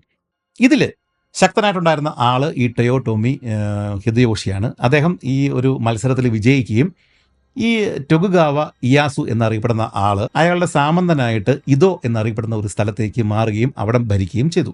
മുമ്പ് പറഞ്ഞതാണ്, ഈ ഇദോ എന്നറിയപ്പെടുന്ന ഈ ടൊകുഗാവ ഇയാസുവിൻ്റെ ആ ക്യാപിറ്റലായിട്ടുണ്ടായിരുന്ന ആ സ്ഥലമാണ് ഇന്ന് ടോക്കിയോ എന്നറിയപ്പെടുന്നത്. അങ്ങനെ കുറച്ച് നാൾ കഴിഞ്ഞപ്പോഴേക്കും ഈ വിജയിച്ച ടൊയോട്ടോമി പക്ഷത്തിലെ ടൊയോട്ടോമി ഹിദയോഷി മരണപ്പെട്ടു. ഇദ്ദേഹം മരണപ്പെടുന്ന സമയത്ത് ഇദ്ദേഹത്തിന് വെറും 5 വയസ്സ് മാത്രം ഉണ്ടായിരുന്ന ഒരു മകൻ മാത്രമാണ് പിന്തുടർച്ച അവകാശിയായിട്ട് ഉണ്ടായിരുന്നത്, ടൊയോട്ടോമി ഹിദയോറി. എന്താണെങ്കിലും ഈ ടൊയോട്ടോമിയിൽ ഇപ്പോൾ 5 വയസ്സുള്ള ഒരാൾ മാത്രമേ ഉള്ളൂ. അതുകൊണ്ട് ഈ 5 വയസ്സുകാരനെ നോക്കാനായിട്ട് അയാൾ പ്രായപൂർത്തിയാകുന്നത് വരെയും ഈ ഒരു ടൊയോട്ടോമി ഹിദയോഷി ഭരിച്ചിരുന്ന സ്ഥലങ്ങൾ ഭരിക്കുവാൻ വേണ്ടിയിട്ട് 5 പേരുടെ ഒരു കൗൺസിൽ ഉണ്ടാക്കിയെടുത്തു. ഈ 5 പേരുടെ കൗൺസിലിൽ ഉണ്ടായിരുന്ന 2 പേര്, ഈ 5 പേരുടെ കൗൺസിലും ബാക്കിയുള്ള കുറച്ച് മന്ത്രി സഭാംഗങ്ങളും ഒക്കെ ഉണ്ട്. ഇതിനകത്തെ ആളുകൾ തമ്മിൽ ഈ പിന്നീട് അധികാരത്തിന് വേണ്ടിയിട്ട് അടിയായി. കാരണം ഇതിന് ശരിക്കുള്ള അവകാശിയായിട്ടുണ്ടായിരുന്ന ഈ ടൊയോട്ടോമി ഹിദയോറി എന്നറിയപ്പെടുന്ന ആ ഒരു ചെറുക്കൻ 5 വയസ്സേ ഉള്ളൂ. അതുകൊണ്ട് തന്നെ ബാക്കിയുള്ളവർ ഈ ഒരു സമയത്ത് അധികാരം പിടിച്ചെടുക്കാൻ വേണ്ടി ശ്രമിക്കുകയാണ്. അങ്ങനെ വന്നു കഴിഞ്ഞപ്പോഴാണ് നമ്മുടെ മുൻപിലത്തെ ഈ മരിച്ചു പോയിട്ടുള്ള ടൊയോട്ടോമി ഹിദയോഷിയുടെ പ്രധാന എതിരാളിയായിട്ടുണ്ടായിരുന്ന ടൊകുഗാവ പക്ഷത്തെ ടൊകുഗാവ ഇയാസു രംഗത്തേക്ക് വരുന്നത്. ടൊകുഗാവ ഇയാസു ഇങ്ങനെ അധികാരം പിടിച്ചെടുക്കാൻ ശ്രമിക്കുന്നുണ്ട് എന്ന് മനസ്സിലാക്കിയതോടെ ഈ ടൊയോട്ടോമി പക്ഷത്തെ ഒരു യുദ്ധപ്രഭു, ഒരു ഡൈമോ ആയിട്ടുണ്ടായിരുന്ന ഇഷിദ മിസുനാരി, അയാൾ ഈ ടൊയോട്ടോമി പക്ഷത്തിന് വേണ്ടിയിട്ട് ഇയാസുവിനെതിരെ യുദ്ധം പ്രഖ്യാപിച്ചു. അങ്ങനെ ആദംസ് വന്ന് ഇറങ്ങുമ്പോൾ യുദ്ധം നടക്കുന്നത്, അല്ലെങ്കിൽ മത്സരം നടക്കുന്നത്, ഈ ടൊകുഗാവ ഇയാസുവും അദ്ദേഹം ഒരു വശത്ത്, ടൊകുഗാവ പക്ഷക്കാരുടെ വശത്ത് ടൊകുഗാവ ഇയാസുവും, മറുവശത്ത് ടൊയോട്ടോമി പക്ഷത്തിൻ്റെ വശത്ത് ഇപ്പോൾ പറഞ്ഞ ഇഷിദ മിസുനാരിയുമാണ് ഉള്ളത്. അങ്ങനെ ഇയാസുവും മിസുനാരിയും തമ്മിൽ പോരാട്ടം കൊടികുത്തി നിൽക്കുന്ന സമയം, ഇതിൻ്റെ ഇടയ്ക്ക് ഈ പോർട്ടുഗീസുകാർ ഇവിടെ കച്ചവടത്തിന് വന്നിട്ടുണ്ട്. അവരുടെ കൂടുതൽ കത്തോലിക്ക മിഷണറിമാരായിട്ടുള്ള ജെസ്യൂട്ട് സന്യാസിമാർ ഇവിടെ എത്തിയിട്ടുണ്ട്. അവരും അവരുടേതായ സ്ഥാനങ്ങൾ ഉറപ്പിക്കുവാൻ വേണ്ടിയിട്ട് ഇവിടെ കിടന്ന് അങ്ങോട്ടും ഇങ്ങോട്ടും ഓടുന്നുണ്ട്. ഇങ്ങനെ ആകെ കൂടി കുഴഞ്ഞു മറിഞ്ഞു കിടക്കുന്ന ഒരവസ്ഥയിലേക്കാണ് നമ്മുടെ ഈ കീറി പറഞ്ഞ പായ്കളൊക്കെ ആയിട്ട് പ്രേതക്കപ്പലുമായിട്ട് ഈ ലീഫ്ഡ എന്ന് പറഞ്ഞ കപ്പലിൽ വില്യം ആഡംസ് ഉൾപ്പെടെയുള്ള 24 പേര് പട്ടിണിയും പരിവട്ടമൊക്കെ ആയിട്ട് ഈ പറയുന്ന ഉസുക്കി തീരത്തേക്ക് വന്ന് കയറിയിരിക്കുന്നത്. ഈ ലീഫ് ഡേയിൽ ഉണ്ടായിരുന്ന 24 പേരിലെ 6 പേര് ദിവസങ്ങൾക്കുള്ളിൽ മരണപ്പെട്ടു. പിന്നെ ബാക്കിയുണ്ടായിരുന്ന 18 പേർക്കാണ് ജാപ്പനീസ് മണ്ണിൽ നേരെ ചൊവ്വേ കാലുകുത്താൻ പോലും സാധിച്ചത്. അക്കാലങ്ങളിൽ ലോകത്തിന്റെ ബാക്കിയുള്ള ഭാഗങ്ങളിൽ സംഭവിക്കുന്നത് പോലെ തന്നെ ഇതുപോലെ ഏതെങ്കിലും കപ്പലുകൾ കൊടുങ്കാറ്റിലോ എന്തെങ്കിലും കാരണങ്ങളാൽ തകർന്നടിഞ്ഞിട്ട് തീരത്തേക്ക് വന്നു കഴിഞ്ഞാൽ ഈ നാട്ടുകാരത് കൊള്ളയടിക്കും, ചിലപ്പോൾ നാവികരെ കൊല്ലും. അങ്ങനെ എല്ലാ സ്ഥലങ്ങളിലും സംഭവിക്കുന്നതാണ്. പക്ഷേ ജപ്പാനിൽ ഈ 1500കളിൽ തന്നെയും മുമ്പ് പറഞ്ഞ ആ വലിയ ആള് ജപ്പാനെ ഒരുമിച്ചാക്കിയ ആ ടൊയോട്ടോമി ഹിദയോഷി, ഇദ്ദേഹം ഇത്തരം പണി നിരോധിച്ചിരുന്നു. അതായത് ഇതുപോലെ ഏതെങ്കിലും കപ്പലുകൾ ഇങ്ങനെ വന്ന് അടിഞ്ഞു കഴിഞ്ഞാൽ അവരെ ഉപദ്രവിക്കരുത്, ആ കപ്പലുകൾ അവർക്ക് നന്നാക്കി തിരികെ കൊടുക്കണം, ഉടമസ്ഥനെ കണ്ടെത്തി തിരികെ കൊടുക്കണം, നാവികരെ കൊല്ലാൻ പാടില്ല എന്നുള്ള ഒരു നിയമം അദ്ദേഹം പാസ്സാക്കിയിട്ടുണ്ടായിരുന്നു. പക്ഷേ ഇപ്പോൾ അയാൾ മരണപ്പെട്ടു പോയി.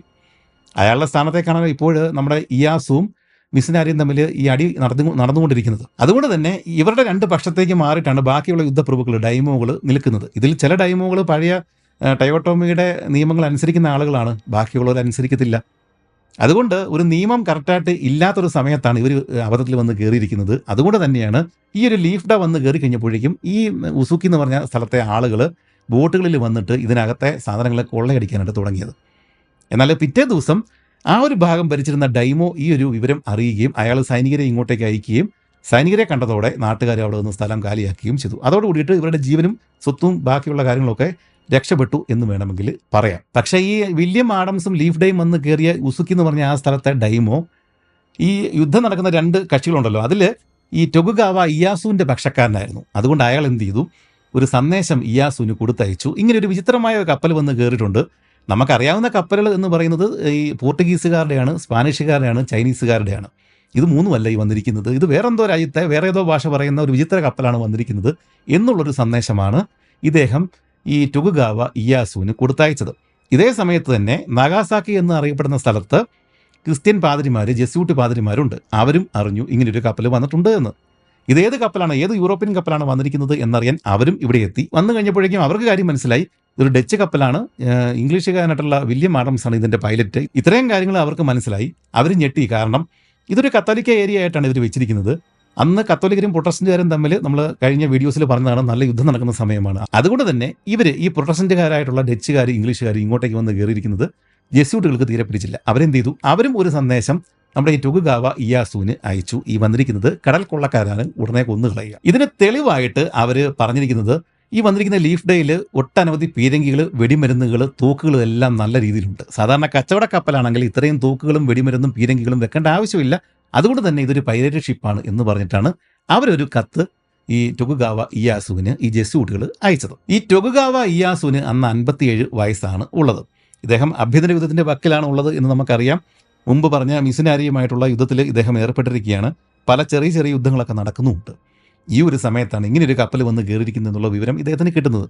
ഇതിൻ്റെ ഇടയ്ക്ക്, ഇത്രയും വലിയ ആഭ്യന്തര യുദ്ധം നടക്കുന്നതിനിടയ്ക്ക് ഇങ്ങനെയൊരു കപ്പൽ വന്ന് കയറിയിട്ടുണ്ട് എന്ന് പറയുന്ന ഒരു വാർത്ത വലിയ കാര്യമൊന്നും ആക്കേണ്ട വാർത്തയൊന്നുമല്ല. പക്ഷേ ബുദ്ധിമാനായിട്ടുള്ള ടൊകുഗാവ ഇയാസുവിന് ഇതൊരു വലിയ വാർത്ത തന്നെയായിരുന്നു. ഇദ്ദേഹം എന്ത് ചെയ്തു, ഇത് വളരെ സീരിയസ് ആയിട്ട് തന്നെ എടുത്തു. ഇദ്ദേഹത്തിൻ്റെ മനസ്സിൽ വേറൊരു ഐഡിയ ആയിരുന്നു ഉണ്ടായിരുന്നത്. ഇദ്ദേഹത്തിന് ഈ ജെസ്യൂട്ടുകളെയും പോർട്ടുഗീസുകാരെയും വലിയ ഇഷ്ടമൊന്നുമല്ല. ഇദ്ദേഹത്തിന് മനസ്സിലായി, ഈ പോർട്ടുഗീസുകാർ അല്ലെങ്കിൽ ജെസ്യൂട്ടുകൾ ഈ പറയുന്ന വന്നിരിക്കുന്ന കപ്പലുകൾ കൊള്ളക്കാരുടെ കപ്പലാണ് എന്ന് പറഞ്ഞിട്ടുണ്ടെങ്കിൽ അതിൻ്റെ അർത്ഥം ഇത് അവരുടെ ശത്രുക്കളാണ്. അങ്ങനെയാണെങ്കിൽ ആ ശത്രുക്കളെ വശം പിടിച്ചിട്ട് കച്ചവടം ഉണ്ടാക്കുകയും ചെയ്യാം, പോർട്ടുഗീസുകാരെ പയ്യെ ഇവിടെ നിന്ന് മാറ്റുകയും ചെയ്യാം. അങ്ങനെ പല ഉദ്ദേശങ്ങൾ ഈ ടൊകുഗാവ ഇയാസുവിൻ്റെ മനസ്സിലുണ്ടായിരുന്നു. അതുകൊണ്ടാണ് ഈ ഒരു കപ്പൽ വന്നിട്ടുണ്ട് എന്ന് അറിഞ്ഞു കഴിഞ്ഞപ്പോഴേക്കും ഇതിൽ കൂടുതൽ ശ്രദ്ധ അദ്ദേഹം കൊടുത്തത്. അത് മാത്രമല്ല, ഈ ജെസ്യൂട്ടുകൾ അബദ്ധത്തിൽ ഒരു കാര്യം ഈ ഇയാസുവിനോട് പറഞ്ഞിട്ടുണ്ട്, ഈ കപ്പലിൽ ഇത്രയും പീരങ്കികളും വെടിമരുന്നും തോക്കുകളും ഒക്കെ ഉണ്ട് എന്നുള്ള കാര്യം. ഇത് ഇയാസുവിന് ഇഷ്ടപ്പെട്ടു. കാരണം വരാൻ പോകുന്ന യുദ്ധത്തിൽ, ആഭ്യന്തര യുദ്ധത്തിൽ ഈ ജാപ്പനീസ് സൈനികർ ഇതുവരെയും കണ്ടിട്ടില്ലാത്ത തോക്കുകളും പീരങ്കികളും ഒക്കെയാണ് ഈ ഒരു ഡച്ച് കപ്പലിലുള്ളത്.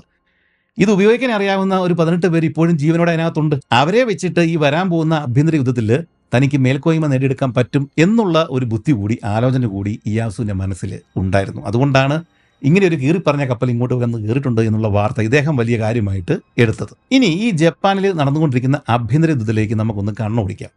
ഈ വെബ് സീരീസ്, നമ്മൾ മുമ്പ് പറഞ്ഞ ഷോഗൺ വെബ് സീരീസിലെ ഈ ഒരു ആഭ്യന്തര യുദ്ധമാണ് കാണിക്കുന്നത്. അതുകൊണ്ട് ഈ ഒരു ഭാഗം അറിഞ്ഞിരിക്കുന്നത് നിങ്ങൾക്ക് ആ സീരീസ് കാണാനായിട്ട് പ്രയോജനപ്പെടും. നമ്മൾ കഴിഞ്ഞ വീഡിയോയിലൊക്കെ പറഞ്ഞതാണ്, എദോ എന്നറിയപ്പെടുന്ന ഒരു സ്ഥലത്താണ് ഈ ടൊകുഗാവ ഇയാസു ഇരുന്ന് ഭരിക്കുന്നത്.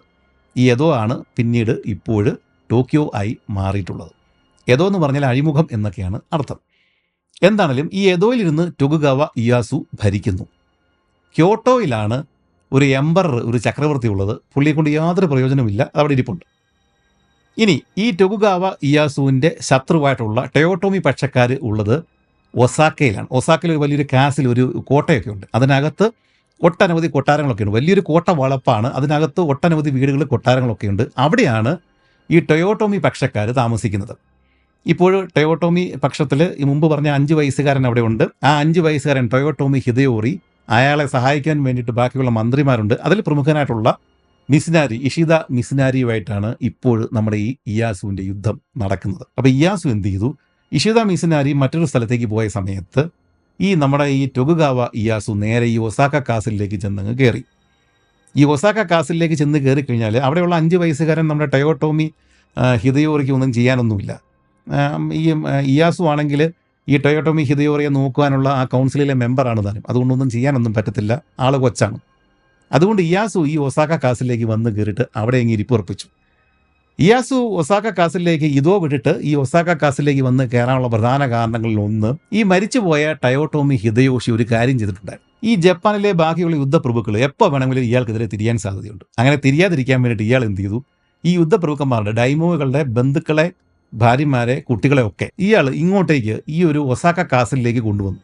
എന്നിട്ട് ആ കൊട്ടാര വളപ്പിനകത്ത് പല സ്ഥലങ്ങൾ ഉണ്ടാക്കിയെടുത്തിട്ട് അവരെ അവിടെ അങ്ങ് പാർപ്പിച്ചു. തങ്ങളുടെ ഭാര്യമാർ, ബന്ധുക്കൾ, കുട്ടികൾ, ഇങ്ങനെയുള്ള സകല ആളുകളും ഈ ഒസാക്ക കാസിനുള്ളിലാണ് കിടക്കുന്നത്. അതുകൊണ്ട് തന്നെ ഈ ബാക്കി പ്രവിശ്യകൾ ഭരിക്കുന്ന ഡൈമോകൾക്ക് ഒന്നും ചെയ്യാൻ പറ്റത്തില്ല. അതായിരുന്നു ഈ മരിച്ചുപോയ ടയോട്ടോമി ഹിദയോഷിയുടെ തന്ത്രം. ഈ കുടുംബങ്ങളൊക്കെ ഇപ്പോഴും അവിടെ തന്നെ ഉണ്ട്. ഹിദയോഷി മരിച്ചുപോയി, മകൻ ഹിദയോറിയാണ് ഇപ്പോഴുള്ളത്. അവൻ്റെ പ്രായമൊന്നും ആയിട്ടില്ല. എങ്കിലും ഈ കുടുംബങ്ങളൊക്കെ അവിടെ തന്നെ ഇപ്പോഴും താമസമുണ്ട്. എല്ലാവരും ഒന്നും വിട്ടുപോയിട്ടില്ല. ഇത് മനസ്സിലാക്കിയിട്ടാണ് ഈ ഇയാസു നേരെ അങ്ങോട്ടേക്ക് വെച്ചുപിടിച്ചത്. അതായത് ഈ ഒസാക്ക കാസിൽ കയ്യിലിരിപ്പുണ്ടെങ്കിൽ ബാക്കിയുള്ള ഡൈമോകൾ സ്വാഭാവികമായിട്ടും ഇയാസുവിനെ തന്നെ അനുസരിച്ചോളൂ. ഇതേ സമയത്ത് തന്നെ ഈ ആഭ്യന്തര യുദ്ധം ഇങ്ങനെ കൊടുമ്പിരി കൊണ്ടിരിക്കുന്ന സമയമാണ്. ഇനി അടുത്തത് എന്താണ് സംഭവിക്കാൻ പോകുന്നത് എന്ന് അറിയാൻ പാടില്ലാത്തത് കൊണ്ട് തന്നെ ഈ ഒസാക്ക കാസിനുള്ളിൽ ഉണ്ടായിരുന്ന ഈ ഡൈമോകളുടെ ബന്ധുക്കൾ, അവരെ സംരക്ഷിക്കാനും വേണ്ടിയിട്ട് ഈ യുദ്ധപ്രഭുക്കന്മാർ തങ്ങളുടെ ഈ സമുറായികളെ അങ്ങോട്ടേക്ക് അയച്ചിട്ടുണ്ട്. അവരും ഈ ഒസാക്ക കാസിലിൻ്റെ പുറത്തുള്ള സ്ഥലങ്ങളിൽ ടെൻ്റൊക്കെ അടിച്ചിട്ട് അവരും കിടപ്പുണ്ട്. കാരണം അവരെ അയച്ചിരിക്കുന്ന ഈ ഡൈമോകളുടെ ബന്ധുക്കൾ ഇതിനകത്തുണ്ട്. ഒരുപക്ഷെ ഭാര്യയായിരിക്കും, കുട്ടികളായിരിക്കും, അങ്ങനെ പലരും ഈ കാസിലിന് അകത്താണ് ഇപ്പോഴും ഉള്ളത്. അവരുടെ സംരക്ഷണത്തിന് വേണ്ടിയിട്ടാണ് ഈ സമുറായികളെ ഈ പല ഡൈമോകളും അയച്ചിരിക്കുന്നത്. ചുരുക്കത്തിൽ ഈ ഒസാക്ക ഒരു പട്ടാള ക്യാമ്പ് പോലാണ് ഇപ്പോൾ ഇരിക്കുന്നത്. അങ്ങോട്ടേക്കാണ് നമ്മുടെ ഇയാസു വന്നങ്ങ് കയറിയിരിക്കുന്നത്. പക്ഷേ ഇങ്ങനെയൊക്കെ ആണെങ്കിലും ഇയാസുവിൻ്റെ കയ്യിൽ പെടാത്ത ഒരാളുണ്ടായിരുന്നു, ഉസൂഗി കഗേക്കറ്റ്സു.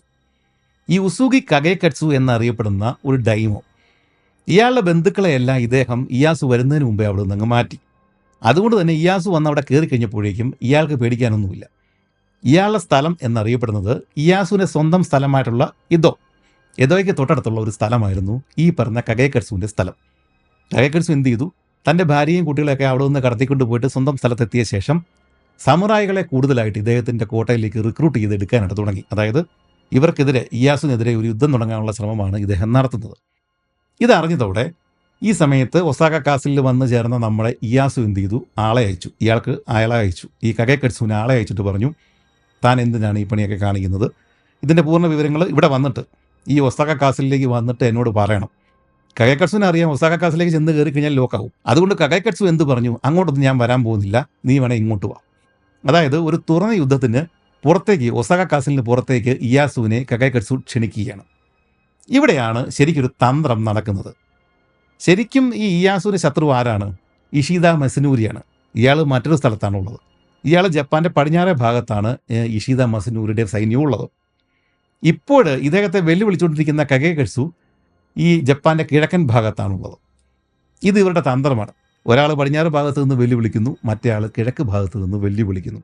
അതായത് ഒരേ സമയത്ത് രണ്ട് വശങ്ങളിൽ നിന്നും ഈ ഇയാസുവിനെ ആക്രമിക്കുക എന്നുള്ളതാണ് ഇദ്ദേഹത്തിൻ്റെ പ്രധാന തന്ത്രം, ഇവരുടെ പ്രധാന തന്ത്രം, ഈ ടയോട്ടോമി പക്ഷത്തിൻ്റെ പ്രധാന തന്ത്രം. കഗേക്കറ്റ്സു ഇങ്ങനെ കിഴക്ക് ഭാഗത്ത് നിന്ന് ഇയാസുവിനെ ചൊറിഞ്ഞുകൊണ്ടിരിക്കുമ്പോൾ ഈ അപ്പുറത്തെ ഭാഗത്ത് നിന്ന് നമ്മുടെ ഇഷിത മസനൂരി വലിയൊരു സൈന്യവുമായിട്ട് ഒസാക്കയിലേക്ക് വന്ന് ആക്രമിക്കും. ഇതൊക്കെയാണ് ഇവരുടെ പ്ലാന്. ഇത് പക്ഷേ ബുദ്ധിമാനായിട്ടുണ്ടായിരുന്ന ഇയാസുവിനും മനസ്സിലായി. ഇയാസു എന്ത് ചെയ്തു, ഈ കിഴക്ക് ഭാഗത്തുള്ള കഗേക്കറ്റ്സുവിനെ നേരിടാൻ വേണ്ടിയിട്ട് ഇദ്ദേഹം നേരിട്ട് പോയില്ല. തൻ്റെ ബാക്കിയുള്ള യുദ്ധപ്രഭുക്കളെ ആ പണി അങ്ങ് ഏൽപ്പിച്ചു. ഇദ്ദേഹത്തിന് അറിയാം, ശരിക്കുള്ള കുഴപ്പക്കാരൻ, പ്രശ്നക്കാരൻ ഈ പടിഞ്ഞാറ് ഭാഗത്തുള്ള ഇഷിത മസനൂരിയാണ്. അതുകൊണ്ട് ഇദ്ദേഹത്തിന് ശ്രദ്ധ മുഴുവൻ ഇഷിത മസനൂരിലേക്ക് മാറുകയും ഈ കഗേക്കറ്റ്സുവിനെ നോക്കുവാൻ വേണ്ടിയിട്ട് ബാക്കിയുള്ള യുദ്ധപ്രഭുക്കളെ ഏൽപ്പിക്കുകയും ചെയ്തു. ഈ ഒരു സന്ദർഭത്തിലാണ് ഒസാക്കയിൽ ഈ ടൊകുഗാവ ഇയാസു ഇത്തരം കാര്യങ്ങൾ നേരിടുന്ന സമയത്താണ് നമ്മുടെ ഈ ലീഫ്ഡ വന്ന് കയറുന്നതും ഈ വിവരം ഇദ്ദേഹം അറിയുന്നതും. അപ്പോഴാണ് ഇദ്ദേഹത്തിന് ബുദ്ധി ഉദിക്കുന്നത്. ഈ കപ്പലിൽ നല്ല നാവികരുണ്ട്, പൈലറ്റുണ്ട്, പീരങ്കികളും ബാക്കിയുള്ള സാധനങ്ങളും തോക്കുകളും ഒക്കെ ഉണ്ട്. ഇതൊക്കെ വെച്ചിട്ട് യുദ്ധത്തിൽ പ്രയോജനപ്പെടുത്താം എന്നുള്ള ഒരു ബുദ്ധി ഇദ്ദേഹത്തിന് തോന്നുകയും ഈ ഒരു പുതുതായിട്ട് വന്നിരിക്കുന്ന കപ്പൽ അങ്ങനെ വിട്ടുകളയാൻ പാടില്ല എന്ന് ഇദ്ദേഹത്തിന് മനസ്സിലാവുകയും ചെയ്തത്.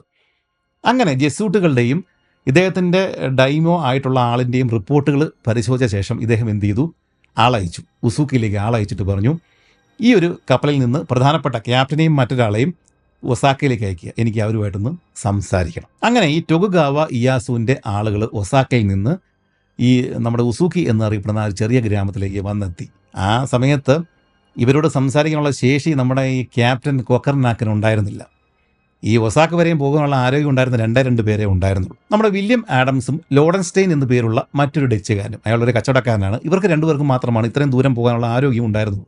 അങ്ങനെ ആഡംസും ലോഡൻസ്റ്റൈനും ഈ ഇയാസുവിൻ്റെ ഈ സൈനികരുടെ കൂട്ടത്തിൽ ഒസാക്കയിലേക്ക് യാത്രയായി. ഇവർ ശരിക്കും പറഞ്ഞാൽ അന്ത്യയാത്ര നടത്തുകയാണ് എന്നുള്ള ധാരണയിലാണ് ഈ ക്യാപ്റ്റനോടും ബാക്കിയുള്ള ആളുകളോടും വിട പറഞ്ഞിട്ട് ഈ ഉസൂക്കിയിൽ നിന്ന് ഒസാക്കയിലേക്ക് യാത്രയായത്. കാരണം ജെസൂട്ടുകളും ബാക്കിയുള്ള ആളുകളും തങ്ങൾ കൊള്ളക്കാരാണ് എന്നുള്ള വിവരം നേരത്തെ തന്നെ ഇയാസുവിനെ ധരിപ്പിച്ചിട്ടുണ്ട്. അതുകൊണ്ട് അങ്ങോട്ട് ചെന്ന് കഴിഞ്ഞാൽ തലവെട്ടിക്കൊല്ലും എന്നുള്ള ധാരണയിൽ തന്നെയാണ് ഇവർ പോകുന്നത്. ഇനി ഒരിക്കലും കാണാൻ പറ്റില്ല എന്നുള്ള ധാരണയിൽ തന്നെയാണ് നമ്മുടെ ഈ വില്യം ആഡംസും ലോഡസ്റ്റെയിനും ഒസാക്കയിലേക്ക് ക്യാപ്റ്റനോടും ബാക്കിയുള്ള ആളുകളോടും വിട പറഞ്ഞിട്ട് പോയത്. അങ്ങനെ 1600 മെയ് 12 ഈ രണ്ടുപേരും നമ്മുടെ വില്യം ആഡംസും ലോഡസ്റ്റെയിനും ഒസാക്ക കാസിലിൽ എത്തിച്ചേർന്നു. മുമ്പ് പറഞ്ഞല്ലോ, വലിയൊരു കോട്ടയാണ്. അതിനകത്ത് പല കൊട്ടാരങ്ങളുണ്ട്. അവിടെയെല്ലാം പല ഡൈമോകളുടെ ബന്ധുക്കൾ താമസിക്കുന്നുണ്ട്. അതിൻ്റെ പുറമെ ഈ ഡൈമോകളുടെ സമുറായികൾ ടെൻറ്റ് കെട്ടി കിടപ്പുണ്ട്. അങ്ങനെ വലിയ ബൃഹത്തായ ഒരു ഏരിയയിലേക്കാണ് നമ്മുടെ ഈ വില്യം ആഡംസും ഈ കൂട്ടുകാരനും ചെന്ന് ഈ കച്ചവടക്കാരനും ചെന്ന് കയറിയിരിക്കുന്നത്. ഇവരിതെല്ലാം കണ്ട് ഞെട്ടിപ്പോയി. ഇതിനകത്താണ് ഇതിൻ്റെ എല്ലാം വലിയ ആളായിട്ടുള്ള ഈ ടൊകുഗാവ ഇയാസു ഇരിക്കുന്നത്. അങ്ങോട്ട് ചെന്ന് കഴിഞ്ഞപ്പോഴേക്കും തന്നെ ഇവരുടെ ധൈര്യം അങ്ങ് പോയി. ഇയാസു കൊള്ളക്കാരാണ് എന്ന് തിരിച്ചറിഞ്ഞാൽ ഉടൻ തന്നെ ഇവരെ തലവെട്ടി കൊല്ലും എന്നൊക്കെയാണ് ഇവർ കരുതിയിരുന്നത്. പക്ഷേ ഇയാസുവിനെ നേരിൽ കണ്ടു കഴിഞ്ഞപ്പോഴേക്കും ഇവരുടെ ഭയമെല്ലാം മാറി. ഇയാസു ഇവരോട് മാന്യമായ രീതിയിൽ സാമ്യമായ ഭാഷയിലാണ് സംസാരിക്കാനായിട്ട് തുടങ്ങിയത്. ആഡംസിന് താൻ പറയുന്ന കാര്യങ്ങൾ മനസ്സിലാവാൻ വേണ്ടിയിട്ട് തലയൊക്കെ ആട്ടിയിട്ട് കൈയൊക്കെ ഉയർത്തിയിട്ട് ആംഗ്യ ഭാഷയിലാണ് ഇയാസു ഇവരോട് സംസാരിച്ചത്.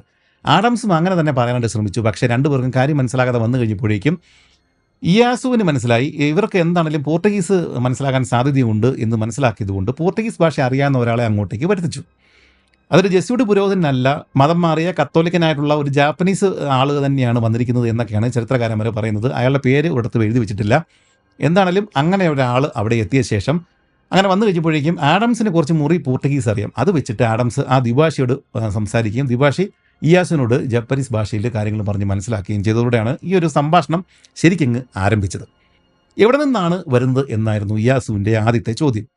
അപ്പോൾ ഇദ്ദേഹം എന്ത് ചെയ്തു, നമ്മുടെ വില്യം ആഡംസ് കയ്യിൽ ഭൂപടമൊക്കെ കൊണ്ടുവന്നിട്ടുണ്ട്. അദ്ദേഹം നിവർത്തി കാണിച്ചിട്ട് ഇയാസ് കണ്ടിട്ടില്ല യൂറോപ്പിലെ ആ ഭൂപടം, പസഫിക്കിൻ്റെ ഭാഗങ്ങൾ, തെക്കേ അമേരിക്ക ഒന്നും ഇയാസ് ജീവിതത്തിൽ കണ്ടിട്ട് പോലുമില്ല.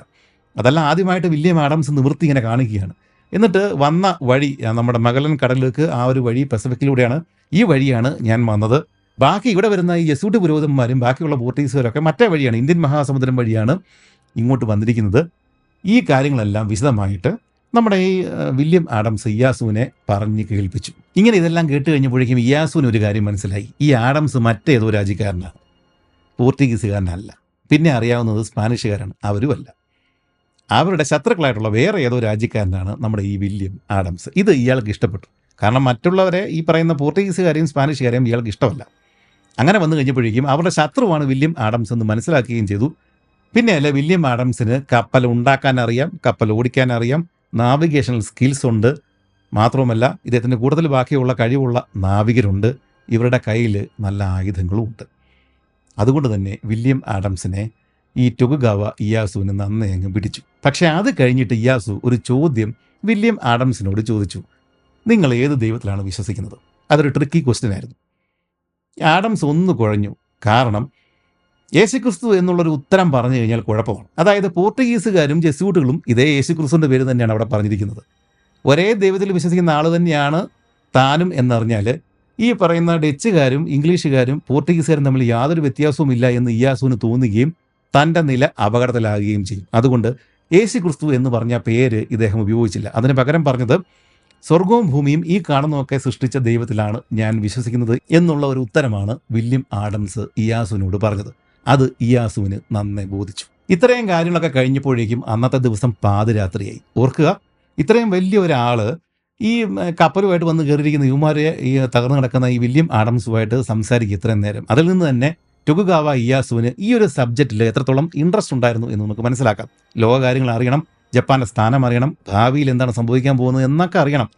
അപ്പോൾ വളരെ അധികം ബുദ്ധിമാനായിട്ടുണ്ടായിരുന്ന ഒരാളാണ് ഈ ടൊകുഗാവ ഇയാസു എന്ന് നമുക്ക് മനസ്സിലാക്കാം. രാത്രിയോടെ ഈ ആഡംസിനെയും ഈ കൂട്ടത്തിലുണ്ടായിരുന്ന ആളെയും മടക്കി വേറൊരു സ്ഥലത്തേക്ക് വിട്ടു. അതൊരു ജയിലായിരുന്നു. അങ്ങോട്ടേക്ക് ഇവരെ അടച്ചു. ഇവർ പുറത്തു പോകാൻ പാടില്ല. പിന്നെയല്ല, ശത്രുക്കൾ ഇവരെക്കുറിച്ചുള്ള വിവരങ്ങൾ അറിയാനും പാടില്ല. അതുകൊണ്ടാണ് അങ്ങനെ ചെയ്തത്. ഇതിനുശേഷം 2 ദിവസങ്ങൾ കഴിഞ്ഞിട്ട് ഇയാസു വീണ്ടും ഇവരെ വിളിപ്പിച്ചു. വീണ്ടും ചോദ്യം ചെയ്യൽ ആരംഭിച്ചു. ഇപ്രാവശ്യത്തെ പ്രധാന ക്വസ്റ്റ്യൻ ഇതായിരുന്നു. എന്തിനാണ് ഇത്രയും കഷ്ടപ്പാട് സഹിച്ചിട്ട് ഈ മഗല്ലൻ കടലിടുക്ക് എന്ന് നിങ്ങൾ പറയുന്ന ആ സ്ഥലങ്ങൾ വഴി ഇങ്ങോട്ടേക്ക് നിങ്ങൾ വന്നത്? അതിൻ്റെ കാരണം എന്താണ്? എന്തിനാണ് നിങ്ങൾ വന്നത്? ഈ ചോദ്യത്തിനും വില്യം ആഡംസ് വളരെയധികം ആലോചിച്ചിട്ട് ബുദ്ധിപൂർവമായിട്ടുള്ള ഒരു ഉത്തരമാണ് കൊടുത്തത്. മറ്റ് രാജ്യങ്ങളുമായിട്ട് സമാധാനം സ്ഥാപിക്കുവാനും പുതിയ ലോകത്തിലെ രാജ്യങ്ങളുമായിട്ട് കച്ചവട ബന്ധം ഉണ്ടാക്കുവാനും ഒക്കെ ആയിട്ടാണ് ഞങ്ങൾ ഇറങ്ങിത്തിരിച്ചത്. ഞങ്ങൾക്ക് വേറെ ലക്ഷ്യങ്ങളൊന്നുമില്ല. അതുകൊണ്ടാണ് ഞങ്ങളുടെ കൂട്ടത്തിൽ ഈ ജെസ്യൂട്ട് പുരോഹിതന്മാരെ പോലെ ആരും ഇല്ലാത്തത്. ഇവിടെ വന്നിട്ട് മതം മാറ്റാനൊന്നും ഞങ്ങൾക്ക് താല്പര്യമില്ല. പോർട്ടുഗീസുകാരോ സ്പാനിഷ് കപ്പലുകളോ ആക്രമിക്കുമെന്നുള്ള ഭയത്താൽ മാത്രമാണ് ഞങ്ങളുടെ സുരക്ഷയെ മുൻനിർത്തി കപ്പലിൽ ഇത്രയും ആയുധങ്ങളൊക്കെ ഞങ്ങൾ കരുതി കൂട്ടിയിരിക്കുന്നത്. ഇതാണ് ഈ വില്യം ആഡംസ് കൊടുത്ത ഉത്തരം. ഇതും ടൊകുഗാവ ഇയാസുവിന് ഇഷ്ടപ്പെട്ടു. ഇതിനുശേഷം യൂറോപ്പിൽ ഉള്ള കന്നുകാലികൾ, പക്ഷി മൃഗാദികൾ അങ്ങനെയുള്ള കാര്യങ്ങളെക്കുറിച്ച് ചർച്ച ചെയ്തു. അങ്ങനെ വന്നു കഴിഞ്ഞപ്പോഴേക്കും വില്യം ആഡംസ് ഈ പോരുന്ന വഴി മഗലൻ കടലിടുക്കിൽ തങ്ങൾ പെൻഗിൻ എന്ന് പറഞ്ഞ പക്ഷികളെ കണ്ടു എന്നുള്ള കാര്യങ്ങളൊക്കെ ഇദ്ദേഹത്തോട് പറയുകയൊക്കെ ചെയ്തിട്ടുണ്ട്.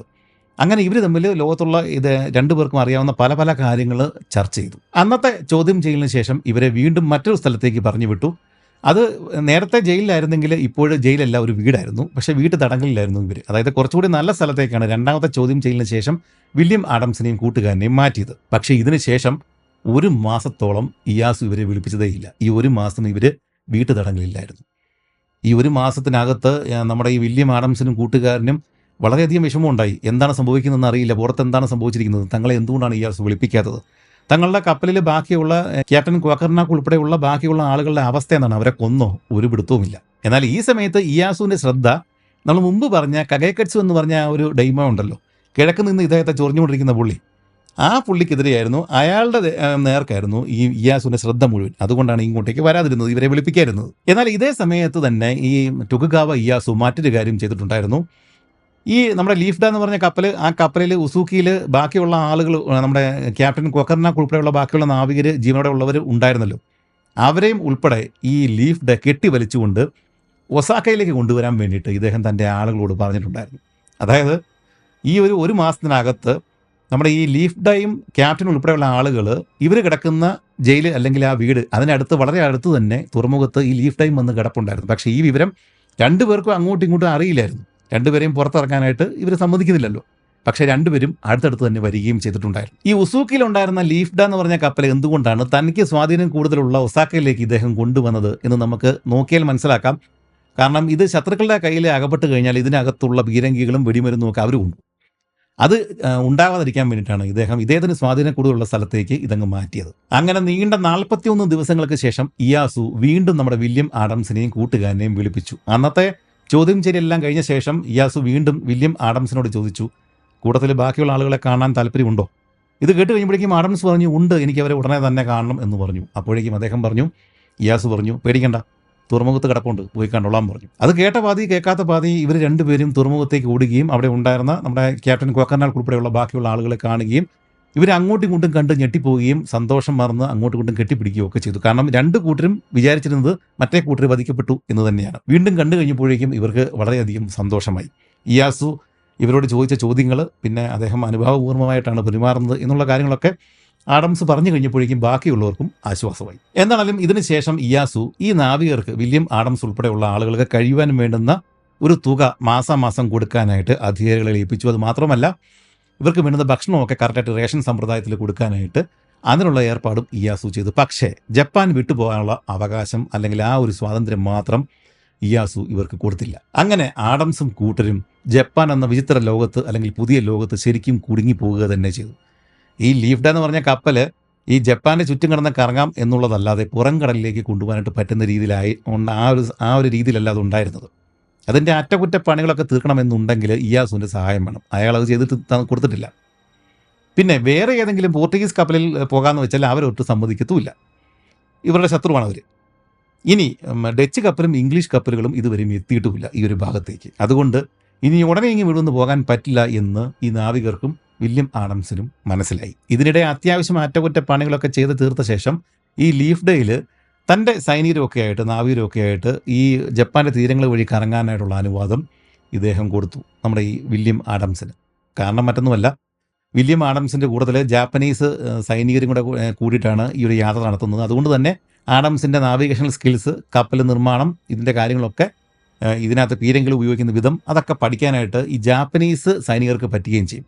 ഇതിനിടയ്ക്ക് ഈ കപ്പലിൽ നിന്ന് പീരങ്കിലൊക്കെ നിലത്തോട്ട് കരയിലേക്ക് ഇറക്കി വെക്കുകയും അതെല്ലാം ഉപയോഗിക്കേണ്ട വിധം ഈ ഇയാസുവിൻ്റെ സൈനികരെ വില്യം ആഡംസ് പഠിപ്പിക്കുകയും ചെയ്തു. ഇതിനിടെ കിഴക്ക് ഭാഗത്ത് നിന്നും തന്നെ സ്ഥിരമായിട്ട് ശല്യപ്പെടുത്തിക്കൊണ്ടിരുന്ന യൂസുക്കി കഗേക്കറ്റ്സു അയാളെ ഈ ടൊകുഗാവ ഇയാസു കീഴ്പ്പെടുത്തുകയും അയാളെ സാമതനാക്കുകയും ചെയ്തു. അയാൾ എന്ത് ചെയ്തു? അയാൾ പറഞ്ഞു, ഇനിയുള്ള ജീവിതം മുഴുവൻ ഞാൻ ഇയാസുവിനെ സേവിച്ചു കൊള്ളാം എന്ന് പറഞ്ഞിട്ട് അയാളുടെ ജീവൻ രക്ഷപ്പെടുത്തി. അങ്ങനെ കിഴക്ക് ഭാഗത്തെ ശല്യം അവസാനിപ്പിച്ചു. ഇനി പടിഞ്ഞാറ് ഭാഗത്ത് വലിയ സൈന്യവുമായിട്ട് ഇദ്ദേഹത്തെ നേരിടാൻ വേണ്ടിയിട്ട് തയ്യാറെടുത്ത് നിൽക്കുന്ന ഇദ്ദേഹത്തിൻ്റെ ആജന്മ ശത്രുവായിട്ടുള്ള ഇഷിത മിസുനാരി മാത്രമാണ് അവശേഷിക്കുന്നത്.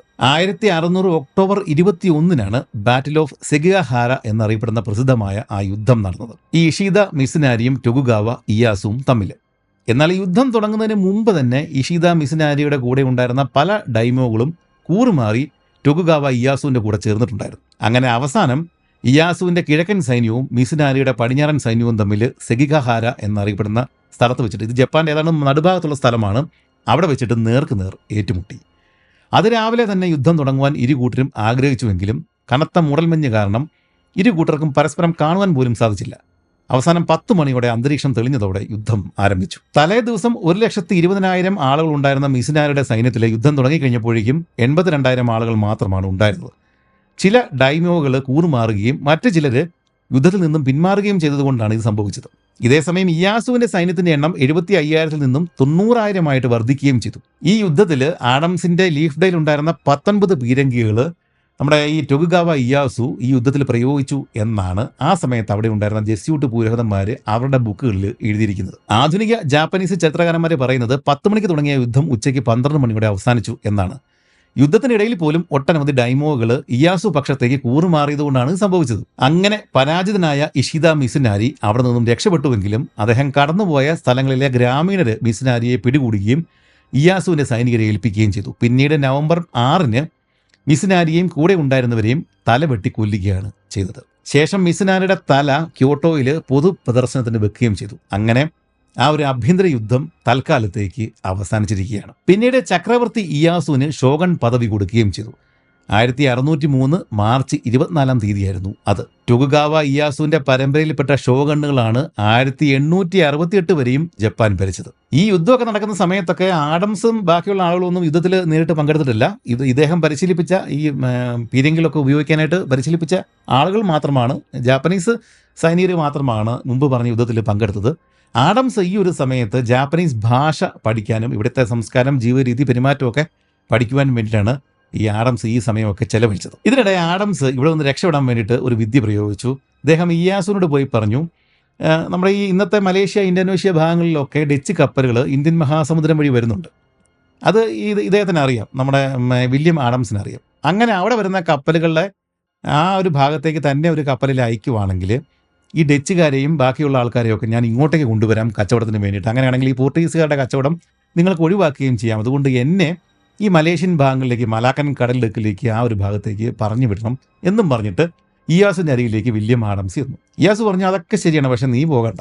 അതുകൊണ്ട് ഇയാസിൻ്റെ കാര്യം മനസ്സിലായി, അതായത് ഇവൻ ഇങ്ങനെ പോകാൻ വേണ്ടിയിട്ടാണ് പറയുന്നത് എന്ന് മനസ്സിലാക്കിയത് കൊണ്ട് ഇയാസു ഇദ്ദേഹത്തെ ആ ഒരു സമയത്ത് പറഞ്ഞു വിട്ടില്ല. ആ ഒരു സമയത്ത് ബാക്കിയുള്ള നാവികരൊക്കെ ഉണ്ടല്ലോ, അവരൊക്കെ ഈ ജപ്പാനിലെ പല ഭാഗങ്ങളിലേക്ക് മാറുകയും അവിടെ ഉണ്ടായിരുന്ന ജാപ്പനീസ് പെണ്ണുങ്ങളൊക്കെ കല്യാണമൊക്കെ കഴിച്ചിട്ട് അവർ പല സ്ഥലങ്ങളിലേക്ക് പോവുകയും കച്ചവടം നടത്തുകയൊക്കെ അവർ ജീവിക്കാനായിട്ട് ആരംഭിക്കുകയും ചെയ്തിട്ടുണ്ടായിരുന്നു. വെറും 2 വർഷങ്ങൾ മാത്രമാണ് ഈ ടൊകുഗാവ ഇയാസു ഷോഗൺ പദവിയിൽ ഇരുന്നിട്ടുണ്ടായിരുന്നുള്ളൂ.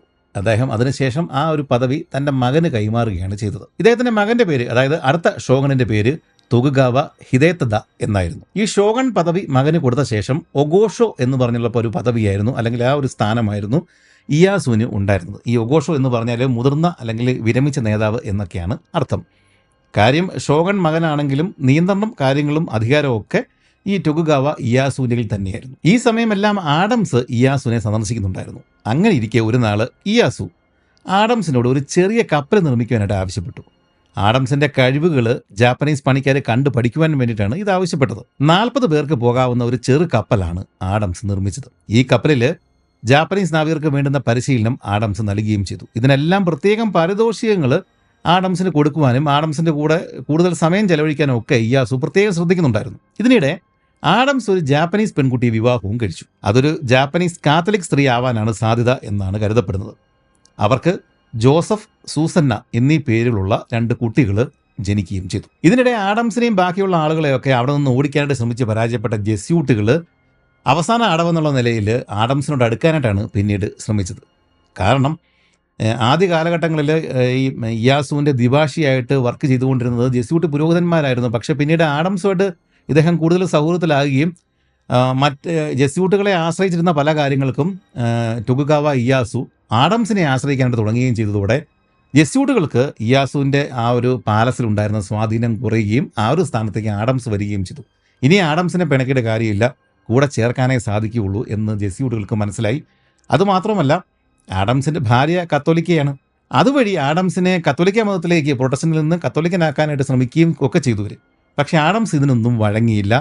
ആഡംസിന് അറിയാൻ താൻ ഇതിൽ ഏതെങ്കിലും ഒന്ന് ചെയ്തു കഴിഞ്ഞാൽ ഇയാസുവിന് ഇഷ്ടപ്പെടില്ല എന്നുള്ള കാര്യം ആഡംസിന് നല്ല രീതിയിൽ അറിയാമായിരുന്നു. അതുകൊണ്ട് ജെസ്യൂട്ടുകൾക്ക് പിന്നീട് ആ ഒരു ജപ്പാനിലുണ്ടായിരുന്ന സ്വാധീനം ഓരോ ദിവസവും കുറഞ്ഞു കുറഞ്ഞു വരുന്നത് നമുക്ക് കാണാനായിട്ട് സാധിക്കും. അവസാനം ജെസ്യൂട്ടുകൾ ഇവിടെ നിന്ന് പോകാനായിട്ട് ആഡംസിനെ സഹായിക്കാം എന്ന് വരെയും പറഞ്ഞു. കാരണം പോർട്ടുഗീസ് കപ്പലുകൾ വരുന്നുണ്ട്, അതിൽ രഹസ്യമായിട്ട് കയറ്റിവിടാം ഇയാസു അറിയാതെ എന്നൊക്കെ പറഞ്ഞു നോക്കിയെങ്കിലും അതും ഈ ആഡംസ് വേണ്ട എന്ന് പറയുക തന്നെയാണ് ചെയ്തത്. ഇതിനിടെ തായ്ലൻഡിലെ പട്ടാണിയിൽ ഡച്ചുകാർ ഒരു വ്യാപാര കേന്ദ്രം തുറന്നിട്ടുണ്ടായിരുന്നു. അവരെ ഇങ്ങോട്ടേക്ക് കൊണ്ടുവരാൻ തന്നെ അങ്ങോട്ട് പോകുവാൻ അനുവദിക്കണമെന്ന് ആഡംസ് പഴയതുപോലെ തന്നെ വീണ്ടും ഒരിക്കൽ കൂടി ഇയാസുവിനോട് ആവശ്യപ്പെട്ടു. പക്ഷേ ഇയാസു സമ്മതിച്ചില്ല. എന്നാൽ അവസാനം ക്യാപ്റ്റൻ ക്വക്കർനാക്കിനെയും മറ്റൊരാളെയും അങ്ങോട്ടേക്ക് വിടുവാൻ ഇയാസു സമ്മതം മൂളി. അങ്ങനെ 1605 ജപ്പാൻ വിട്ട ക്വക്കർനാക്ക് പിന്നീട് ഒരിക്കലും തിരികെ വന്നതുമില്ല. മലാക്കയിൽ വെച്ചിട്ട് പോർട്ടുഗീസുമായിട്ട് നടന്ന യുദ്ധത്തിൽ അദ്ദേഹം കൊല്ലപ്പെടുകയാണ് ഉണ്ടായത്. എന്നാൽ കൂടെ പോയ ഫൻ സൺഫോർട്ട് എന്ന് പറഞ്ഞ ആള് ജപ്പാനിൽ തിരികെ എത്തുകയും ചെയ്തു. ലീഫ്ഡയിൽ ഉണ്ടായിരുന്ന ഒരു ഡച്ച് കച്ചവടക്കാരനായിരുന്നു സൺഫോർട്ട്. ഇതിനുശേഷം ആഡംസിനോട് മറ്റൊരു കപ്പൽ കൂടി നിർമ്മിക്കുവാനായിട്ട് ഇയാസു ആവശ്യപ്പെട്ടു. ഇപ്രാവശ്യം 50 ആളുകൾക്ക് പോകാവുന്ന കുറച്ചുകൂടി വലിയൊരു കപ്പലാണ് ആഡംസ് നിർമ്മിച്ചത്. വീണ്ടും ജാപ്പനീസ് നാവികരൊക്കെ ആയിട്ട് ജപ്പാന്റെ തീരങ്ങളിലൂടെ പല യാത്രകളും ആഡംസ് നടത്തുകയും അവരെ പാശ്ചാത്യ നാവിഗേഷണ രീതികൾ പഠിപ്പിക്കുകയും ചെയ്തു. ഇതിനുശേഷം ഇയാസു ആഡംസിന് സ്ഥിരമായിട്ട് താമസിക്കുവാനായിട്ട് ഒരു വീടും സ്ഥലവും സേവകരെയും അനുവദിക്കുകയും ചെയ്തു. മിയൂറ എന്ന പ്രവിശ്യയിലായിരുന്നു അത്. അങ്ങനെ ജപ്പാനില് ആഡംസ് മിയൂറ അഞ്ചിൻ എന്ന പേരിൽ അറിയപ്പെടാനായിട്ട് തുടങ്ങി. ഈ അഞ്ചിൻ എന്ന് പറയുന്നത് ചുക്കാൻ പിടിക്കുന്ന ആള്, കപ്പൽ നിയന്ത്രിക്കുന്ന ആള് എന്നൊക്കെയാണ് അർത്ഥം. കൂടാതെ ഹതമോത്തോ എന്നൊരു സ്ഥാനപ്പേര്, പതാകവാഹകൻ എന്നാണ് അതിൻ്റെ തർജിമ. അങ്ങനെ ഒരു സ്ഥാനപ്പേര് കൂടിയിട്ട് ഈ വില്യം ആഡംസിന് നമ്മുടെ ഇയാസു കൽപ്പിച്ചു കൊടുക്കുകയും ചെയ്തു. ഹതോമാത്തോ എന്നറിയപ്പെടുന്ന അല്ലെങ്കിൽ ആ ഒരു സ്ഥാനമുള്ള ആൾക്ക് ജാപ്പനീസ് സമൂഹത്തിൽ നല്ല ഉയർന്ന സ്ഥാനമാണ് ഉള്ളത്. അവസാനം 1609 ജൂലൈ 2 ആഡംസ് കൊതിച്ചിരുന്ന ആ ഒരു വാർത്ത കേട്ടു. നാഗാസാക്കിക്ക് അടുത്തുള്ള ഹിരാദോ എന്നറിയപ്പെടുന്ന സ്ഥലത്ത് 2 ഡച്ച് കപ്പലുകൾ വന്നെടുത്തിരിക്കുന്നു. ആഡംസിൻ്റെ സഹായത്തോടെ ഇയാസുവിൻ്റെ അനുമതിയോടെ ഹിരാദോയിൽ ഒരു ഡച്ച് വ്യാപാര കേന്ദ്രം തുറക്കുവാനായിട്ട് ഈ വന്ന ഡച്ച് കപ്പലുകൾക്ക് സാധിച്ചു. എന്നാൽ ആ കപ്പലുകളിൽ തിരികെ പോകുവാനായിട്ട് നമ്മുടെ ഇയാസു വീണ്ടും ആഡംസിനെ അനുവദിച്ചില്ല. എന്തായാലും പിന്നീട് കച്ചവടത്തിനായിട്ട് ജപ്പാനിലെത്തിയ ഡച്ച്, സ്പാനിഷ്, പോർട്ടുഗീസ് കപ്പലുകൾക്ക് വേണ്ടുന്ന സകല കാര്യങ്ങളും നമ്മുടെ ആഡംസാണ് ചെയ്തിരുന്നത്. അല്ലെങ്കിൽ സകല കാര്യങ്ങൾക്കും ആളുകൾ ഈ ഡച്ച് കപ്പലുകളെയും പോർട്ടുഗീസ് കപ്പലുകളെയും ആളുകൾ ആഡംസിനെ തന്നെയാണ് ആശ്രയിച്ചിരുന്നത്. അങ്ങനെ ജപ്പാനും പാശ്ചാത്യ രാജ്യങ്ങളും തമ്മിലുള്ള വ്യാപാര ബന്ധങ്ങളുടെ പ്രധാന ഇടനിലക്കാരനായിട്ട് നമ്മുടെ ഈ ആഡംസ് മാറി. ഇയാസുവിന് ആഡംസിനോടുള്ള പരിഗണന അവർക്ക് ഏറ്റവും ഗുണകരമായിട്ട് മാറുകയായിരുന്നു. അങ്ങനെ അവസാനം 1613 ആഡംസിൻ്റെ സ്വന്തം രാജ്യമായിട്ടുള്ള ഇംഗ്ലണ്ടിൽ നിന്ന് ഒരു കപ്പൽ ആദ്യമായിട്ട് ഈ ജപ്പാനിൽ എത്തിച്ചേർന്നു. ആ ഒരു സമയത്ത് ആഡംസ് ജപ്പാനിൽ എത്തിയിട്ട് 13 വർഷങ്ങൾ കഴിഞ്ഞിട്ടുണ്ടായിരുന്നു. എന്തായാലും ആഡംസിൻ്റെ ശ്രമഫലമായിട്ട് വന്ന ഇംഗ്ലീഷുകാർക്കും ജപ്പാനിൽ കച്ചവടം നടത്തുവാനുള്ള അനുമതി ലഭിച്ചു.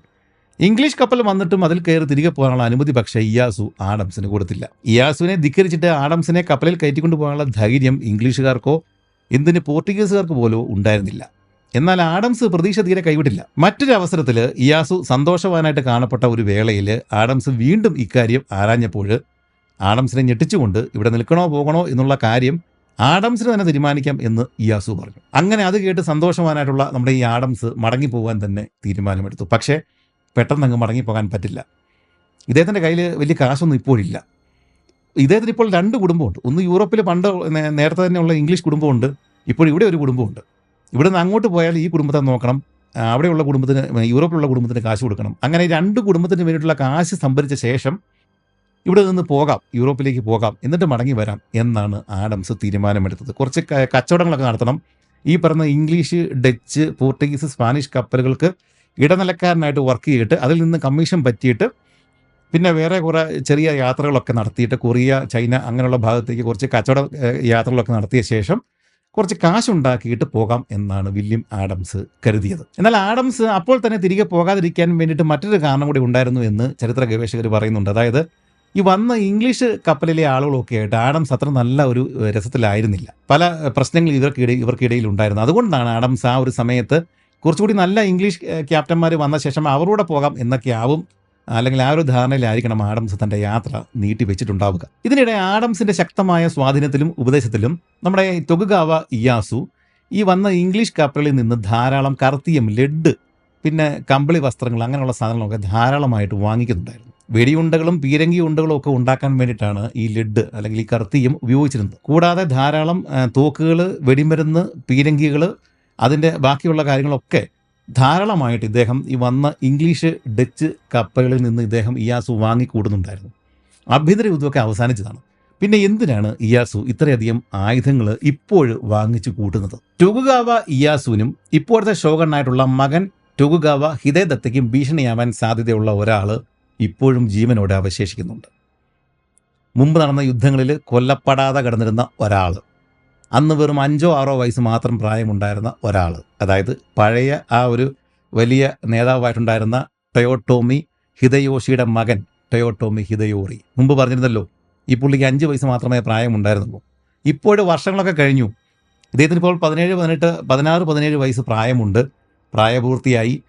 ആ സമയത്ത് പഴയ ടൊയോട്ടോമി പക്ഷത്തിലെ ആളുകൾ വീണ്ടും ഈ ഒസാക്ക കാസിലേക്ക് വന്ന് കയറാൻ തുടങ്ങി. യുദ്ധമൊക്കെ കഴിഞ്ഞ ശേഷം ഇയാസുവും ബാക്കിയുള്ള ആളുകളൊക്കെ ഈ ഒസാക്ക കാസിൽ വിട്ടു. അവരവരുടെ സ്ഥലങ്ങളിലേക്ക് മാറി.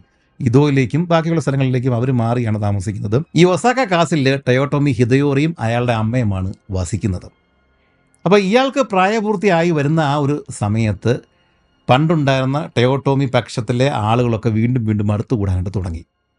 അതുപോലെ തന്നെ ഇപ്പോഴത്തെ ഇയാസുവിൻ്റെ ശത്രുക്കളും പതുക്കെ ഈ പറയുന്ന ഒസാക്ക കാസിലേക്ക് വന്ന് കയറാനായിട്ട് തുടങ്ങി. എന്നിട്ട് അവരെല്ലാം ഈ ടൊയോട്ടോമി ഹിദയോറിക്ക് കൂറങ്ങ് പ്രഖ്യാപിച്ചു.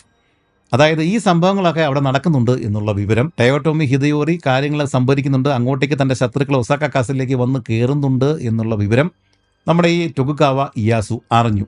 അതുകൊണ്ടാണ് അയാൾ കൂടുതൽ കർത്തിയവും ബാക്കിയുള്ള ആയുധങ്ങളൊക്കെ ഇംഗ്ലീഷ്, ഡച്ച് കപ്പലിൽ നിന്ന് വാങ്ങിക്കാനായിട്ട് തയ്യാറായത്. ഈ ചെറുക്കൻ ടൊയോട്ടോമി ഹിദയോറിയെ കൺപാക്കു ആ ഒരു സ്ഥാനത്തേക്ക് ആക്കണം എന്നായിരുന്നു ഇദ്ദേഹത്തിൻ്റെ പക്ഷത്തേക്ക് ഇപ്പോഴേക്ക് വന്നിരിക്കുന്ന ആളുകളുടെ പ്രധാന ആവശ്യം. ചക്രവർത്തിക്ക് തൊട്ട് താഴെയുള്ള സ്ഥാനമാണ് കൺപാക്കു, എന്നാൽ ഷോഗൺ പദവിക്ക് മുകളിലാണ് കൺപാക്കു. അപ്പോൾ ആ ഒരു സ്ഥാനത്തേക്ക് വന്നു കഴിഞ്ഞാൽ ഇയാസുവിനേക്കാളും മുകളിലാവും നമ്മുടെ ടൊയോട്ടോമി. ഇങ്ങനെ കൂടിയ ആളുകളുടെ പ്രേരണയിലാവണം ഈ ഹിദയോറി കൂടുതൽ സമുറായികളെ സംഘടിപ്പിച്ചു തുടങ്ങി. എന്താണെങ്കിലും മറ്റൊരു യുദ്ധത്തിന് സമയമായി എന്ന് തന്നെ ഈ ടൊകുഗാവ ഇയാസുവിന് മനസ്സിലായി. അതുകൊണ്ടാണ് അദ്ദേഹവും തയ്യാറെടുക്കുന്നത്. ഇപ്പോൾ ചിലർക്കെങ്കിലും സംശയം ഉണ്ടാവാൻ സാധ്യതയുള്ള ഒരു കാര്യമുണ്ട്. ഈ ടൊയോട്ടോമി ഹിദയോറിയെ ഇതുവരെയും വളർത്താനായിട്ട് വിട്ടത് എന്തിനാണ്?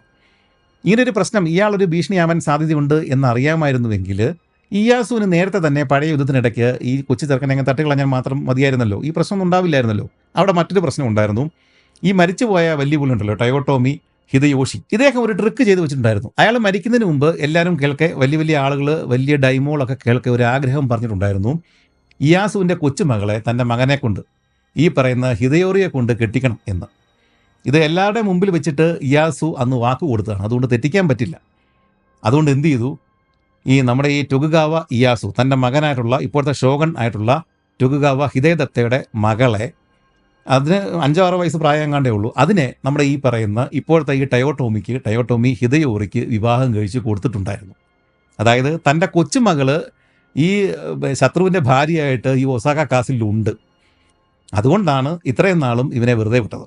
പക്ഷേ ഇപ്പോൾ ഇവൻ ശത്രുക്കളെ ഇങ്ങോട്ടേക്ക് കൂടുതൽ ആകർഷിക്കുകയാണ്, സമുറായികളെ കൂടുതൽ കളക്ട് ചെയ്യുകയാണ്, യുദ്ധത്തിന് തയ്യാറെടുക്കുകയാണ്. അങ്ങനെ വന്നു കഴിഞ്ഞപ്പോഴേക്കും, നിലനിൽപ്പിൻ്റെ പ്രശ്നമായി മാറിക്കഴിഞ്ഞപ്പോഴേക്കും ഇനി ഇവനെ വെറുതെ വിടാനായിട്ട് പറ്റില്ല എന്ന് മനസ്സിലാക്കിയത് കൊണ്ടാണ് ഇപ്പോൾ 2ാം യുദ്ധത്തിന് ഇവർ തയ്യാറെടുക്കുന്നത്. അതായത് വീണ്ടും ഈ ടൊകുഗാവ ക്ലാനും ടൊയോട്ടോമി ക്ലാനും തമ്മിൽ ഒരു ക്ലാഷ് വീണ്ടും നടക്കാൻ പോവുകയാണ്. ഇതിനെല്ലാം പുറമെ ഈ ടൊയോട്ടോമി ഹിദയോറി ഈ ജെസ്യൂട്ടുകളെ സഹായിക്കുന്നുണ്ടായിരുന്നു. ഈ ഒസാക്ക കാസിനുള്ളിൽ ജെസ്യൂട്ട് പുരോഹിതന്മാർ കയറി ഇറങ്ങുന്നുണ്ട് എന്നുള്ള വിവരവും ഇദ്ദേഹത്തിന് കിട്ടി. അതുകൊണ്ട് ഇയാസു എന്ത് ചെയ്തു, ജപ്പാനിൽ ബാക്കിയുള്ള സ്ഥലങ്ങളിലെല്ലാം ഈ കത്തോലിക്ക മതവും, പ്രത്യേകിച്ച് ഈ കത്തോലിക്ക മതം അല്ലെങ്കിൽ ക്രിസ്തു മതവുമായിട്ട് ബന്ധപ്പെട്ട എന്ത് സാധനവും ജെസ്യൂട്ട് പുരോഹിതന്മാർ അവരെല്ലാം അപ്പാടെ അങ്ങ് നിരോധിച്ചു. അതിനുശേഷം ഈ മിഷണറിമാരായിട്ടുണ്ടായിരുന്ന ജെസ്യൂട്ട് പുരോഹിതന്മാർ അവരോട് ഈ ഉള്ള പോർട്ടുഗീസ് കപ്പലുകളിൽ കയറിയിട്ട് നാട് വിടാൻ വേണ്ടിയിട്ട് ഇദ്ദേഹം ഉത്തരവിടുകയും ചെയ്തു. ഇതിനുശേഷം ഈ ഒസാക്ക കാസിലെ ആക്രമിക്കുവാൻ വേണ്ടിയിട്ട് നമ്മുടെ ഈ ടൊകുഗാവ ഇയാസു പുറപ്പെടുകയും ചെയ്തു. ഏതാണ്ട് 1.5 ലക്ഷത്തോളം സമുറായികളാണ് നമ്മുടെ ഇയാസുവിൻ്റെ കൂട്ടത്തിൽ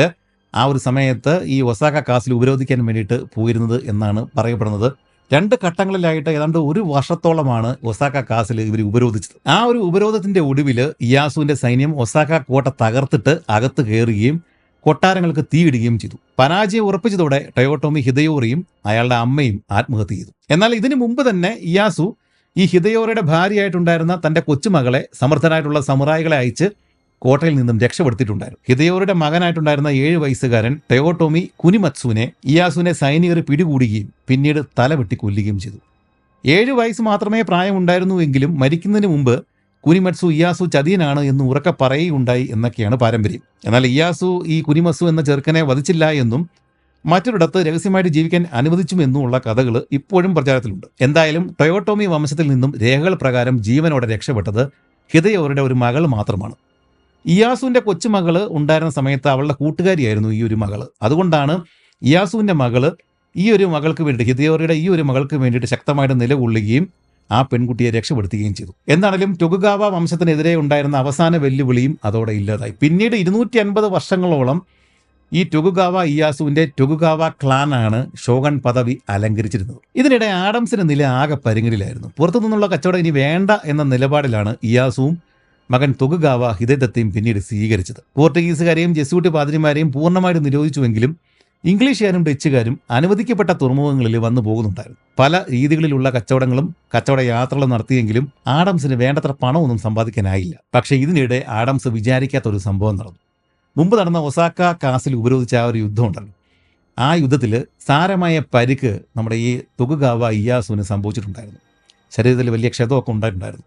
അത് പിന്നീട് ഇദ്ദേഹത്തിൻ്റെ കൂടുതൽ രോഗങ്ങൾ ഉണ്ടാക്കുകയും പിന്നീട് 1 വർഷത്തിലധികം ഇദ്ദേഹത്തിന് ജീവിച്ചിരിക്കാൻ സാധിക്കാതെ വരികയും ചെയ്തു. അവസാനം 1616 ജൂൺ 1 ടൊകുഗാവ ഇയാസു തൻ്റെ 73ാമത്തെ വയസ്സിൽ അന്തരിച്ചു. ഇത് ആഡംസിൻ്റെ നില കൂടുതൽ വഷളാക്കി. കാരണം ആഡംസിനോട് ആ ജപ്പാനിൽ ആകെ താല്പര്യമുള്ള ആള് ഈ പറയുന്ന ടൊകുഗാവ ഇയാസു മാത്രമാണ്.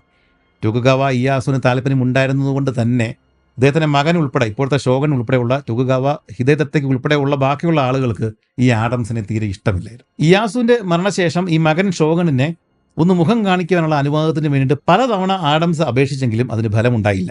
എന്നാൽ ഇംഗ്ലീഷ് വ്യാപാരിയും ആഡംസിന് സുഹൃത്തുമായിരുന്ന റിച്ചാർഡ് കോക്സിന് ഈ ഷോഗണിനെ കാണുവാൻ വേണ്ടിയിട്ട് അനുമതി ലഭിക്കുകയും ചെയ്തു. ഇതിൽ നിന്നും ഈ ഹിദേതത്ത, ഷോഗണായിട്ടുള്ള ടൊകുഗാവ ഹിദേതത്ത മനഃപൂർവ്വം ആഡംസിനെ ഒഴിവാക്കുകയായിരുന്നു എന്ന് നമുക്ക് മനസ്സിലാക്കാം. കൂടാതെ നാഗാസാക്കിയിലെ ഹിരാദോയിൽ മാത്രമേ ഇനി മുതൽ ഇംഗ്ലീഷുകാർക്കും ഡച്ചുകാർക്കും കച്ചവടം നടത്താൻ സാധിക്കുകയുള്ളൂ എന്നും ഹിദേതത്ത ഉത്തരവിട്ടു. അങ്ങനെ കച്ചവടവും ക്രിസ്തുമതവും ഒക്കെ നിരോധിക്കപ്പെട്ടെങ്കിലും ഇത് രണ്ടും ചെയ്തുകൊണ്ടിരുന്ന, അല്ലെങ്കിൽ ഇത് രണ്ടിലും പെട്ട നമ്മുടെ ഈ വില്യം ആഡംസിന് പരിക്കുകളൊന്നും ഉണ്ടായില്ല, അല്ലെങ്കിൽ ശത്രുത ആളുകൾക്ക് ഉണ്ടായില്ല. കാരണം ഇദ്ദേഹം ഇവിടുത്തെ ഒരു പ്രധാനിയാണ്, ഇയാസുവിന് ഇഷ്ടമുണ്ടായിരുന്ന ഒരാളാണ്. അത് മാത്രമല്ല ഹതമാത്തോ എന്നറിയപ്പെടുന്ന ആ ഒരു സ്ഥാനം അലങ്കരിച്ചിരിക്കുന്ന ഒരാളും കൂടിയാണ്. അതുകൊണ്ട് വില്യം ആഡംസിന് വലിയ പരിക്കുകളൊന്നും ഉണ്ടായില്ല. അവസാനം ഇപ്പോൾ ഈ ജപ്പാനിലുള്ള ഇംഗ്ലീഷുകാരൻ റിച്ചാർഡ് കോക്സ്, അയാളുടെ കൂട്ടത്തിൽ ഇംഗ്ലണ്ടിലേക്ക് മടങ്ങുവാൻ തന്നെ നമ്മുടെ ഈ വില്യം ആഡംസ് തീരുമാനമെടുത്തു. റിച്ചാർഡ് കോക്സ് ഈ ജപ്പാനിൽ ആഡംസിന്റെ വീട്ടിലെ നിത്യ സന്ദർശകനായിരുന്നു. ഇദ്ദേഹത്തിന്റെ ആഡംസിന്റെ ഭാര്യയ്ക്കും കുട്ടികൾക്കും കോക്സിനെ വലിയ ഇഷ്ടമായിരുന്നു. വലിയ കാര്യത്തോടെയാണ് കോക്സിനെ അവർ സ്വീകരിച്ചിരുന്നതും. അതുകൊണ്ട് തന്നെയാണ് കോക്സിന്റെ കൂട്ടത്തിൽ തിരികെ പോകാനായിട്ട്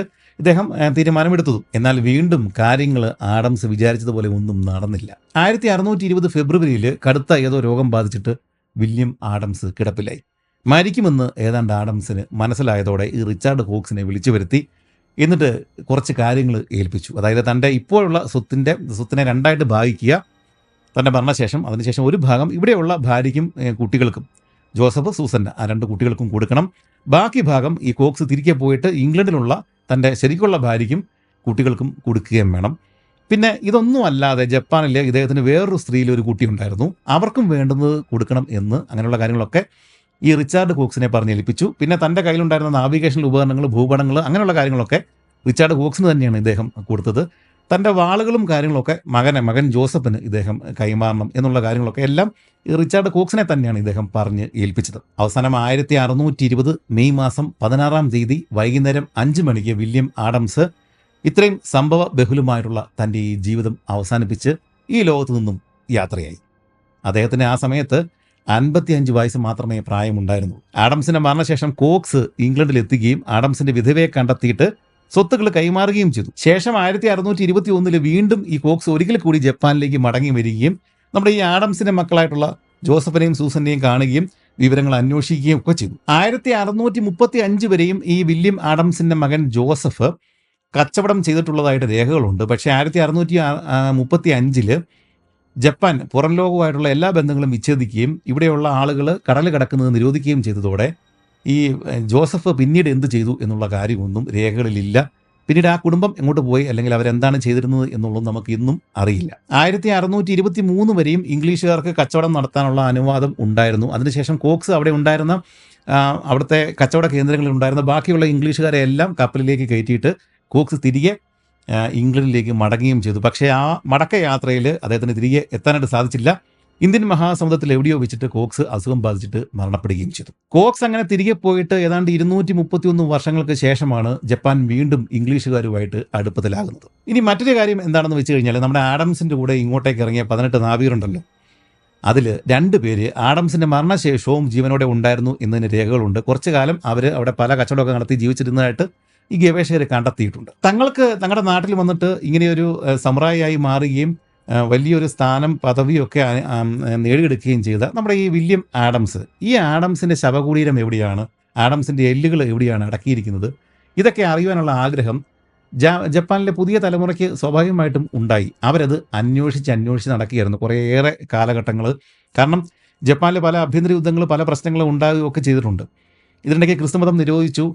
അങ്ങനെ വന്നു കഴിഞ്ഞപ്പോഴേക്കും അത് ക്രിസ്തുമത വിരോധമായിട്ട് മാറി. ക്രിസ്ത്യാനികളെ അടക്കിയിരുന്ന ശവക്കോട്ടകൾ കുഴി തോണ്ടി എടുത്തിട്ട് ആ ശവങ്ങളൊക്കെ കടലിൽ എറിയുന്നൊരു പണി വരെയും ജപ്പാനിൽ നടന്നതാണ്. അപ്പോൾ ആ ഒരു സമയത്ത് ഈ വില്യം ആഡംസിൻ്റെ കുഴിമാടവും അങ്ങനെ പൊക്കിയെടുത്തിട്ട് വില്യം ആഡംസിൻ്റെ ശരീരവും ഇങ്ങനെ കടലിലേക്ക് എറിഞ്ഞ് കളഞ്ഞിട്ടുണ്ടാകുമോ എന്ന് ഇവർ തിരക്കി കഴിഞ്ഞപ്പോഴേക്കും അങ്ങനെ നടന്നിട്ടില്ല. കാരണം വില്യം ആഡംസിനെ ആളുകൾക്ക് ഇഷ്ടമാണ്. ഇവിടുത്തെ പ്രധാനമായിട്ടുള്ള ഇവിടുത്തെ സ്ഥാനമാനങ്ങൾ അലങ്കരിച്ചിരുന്ന ഒരാളാണ്, ഈ ടൊകുഗാവ ഇയാസുവിൻ്റെ ആളാണ്. അതുകൊണ്ട് അത് ചെയ്തിട്ടുണ്ടാവില്ല എന്ന് ഇവർക്ക് മനസ്സിലായി.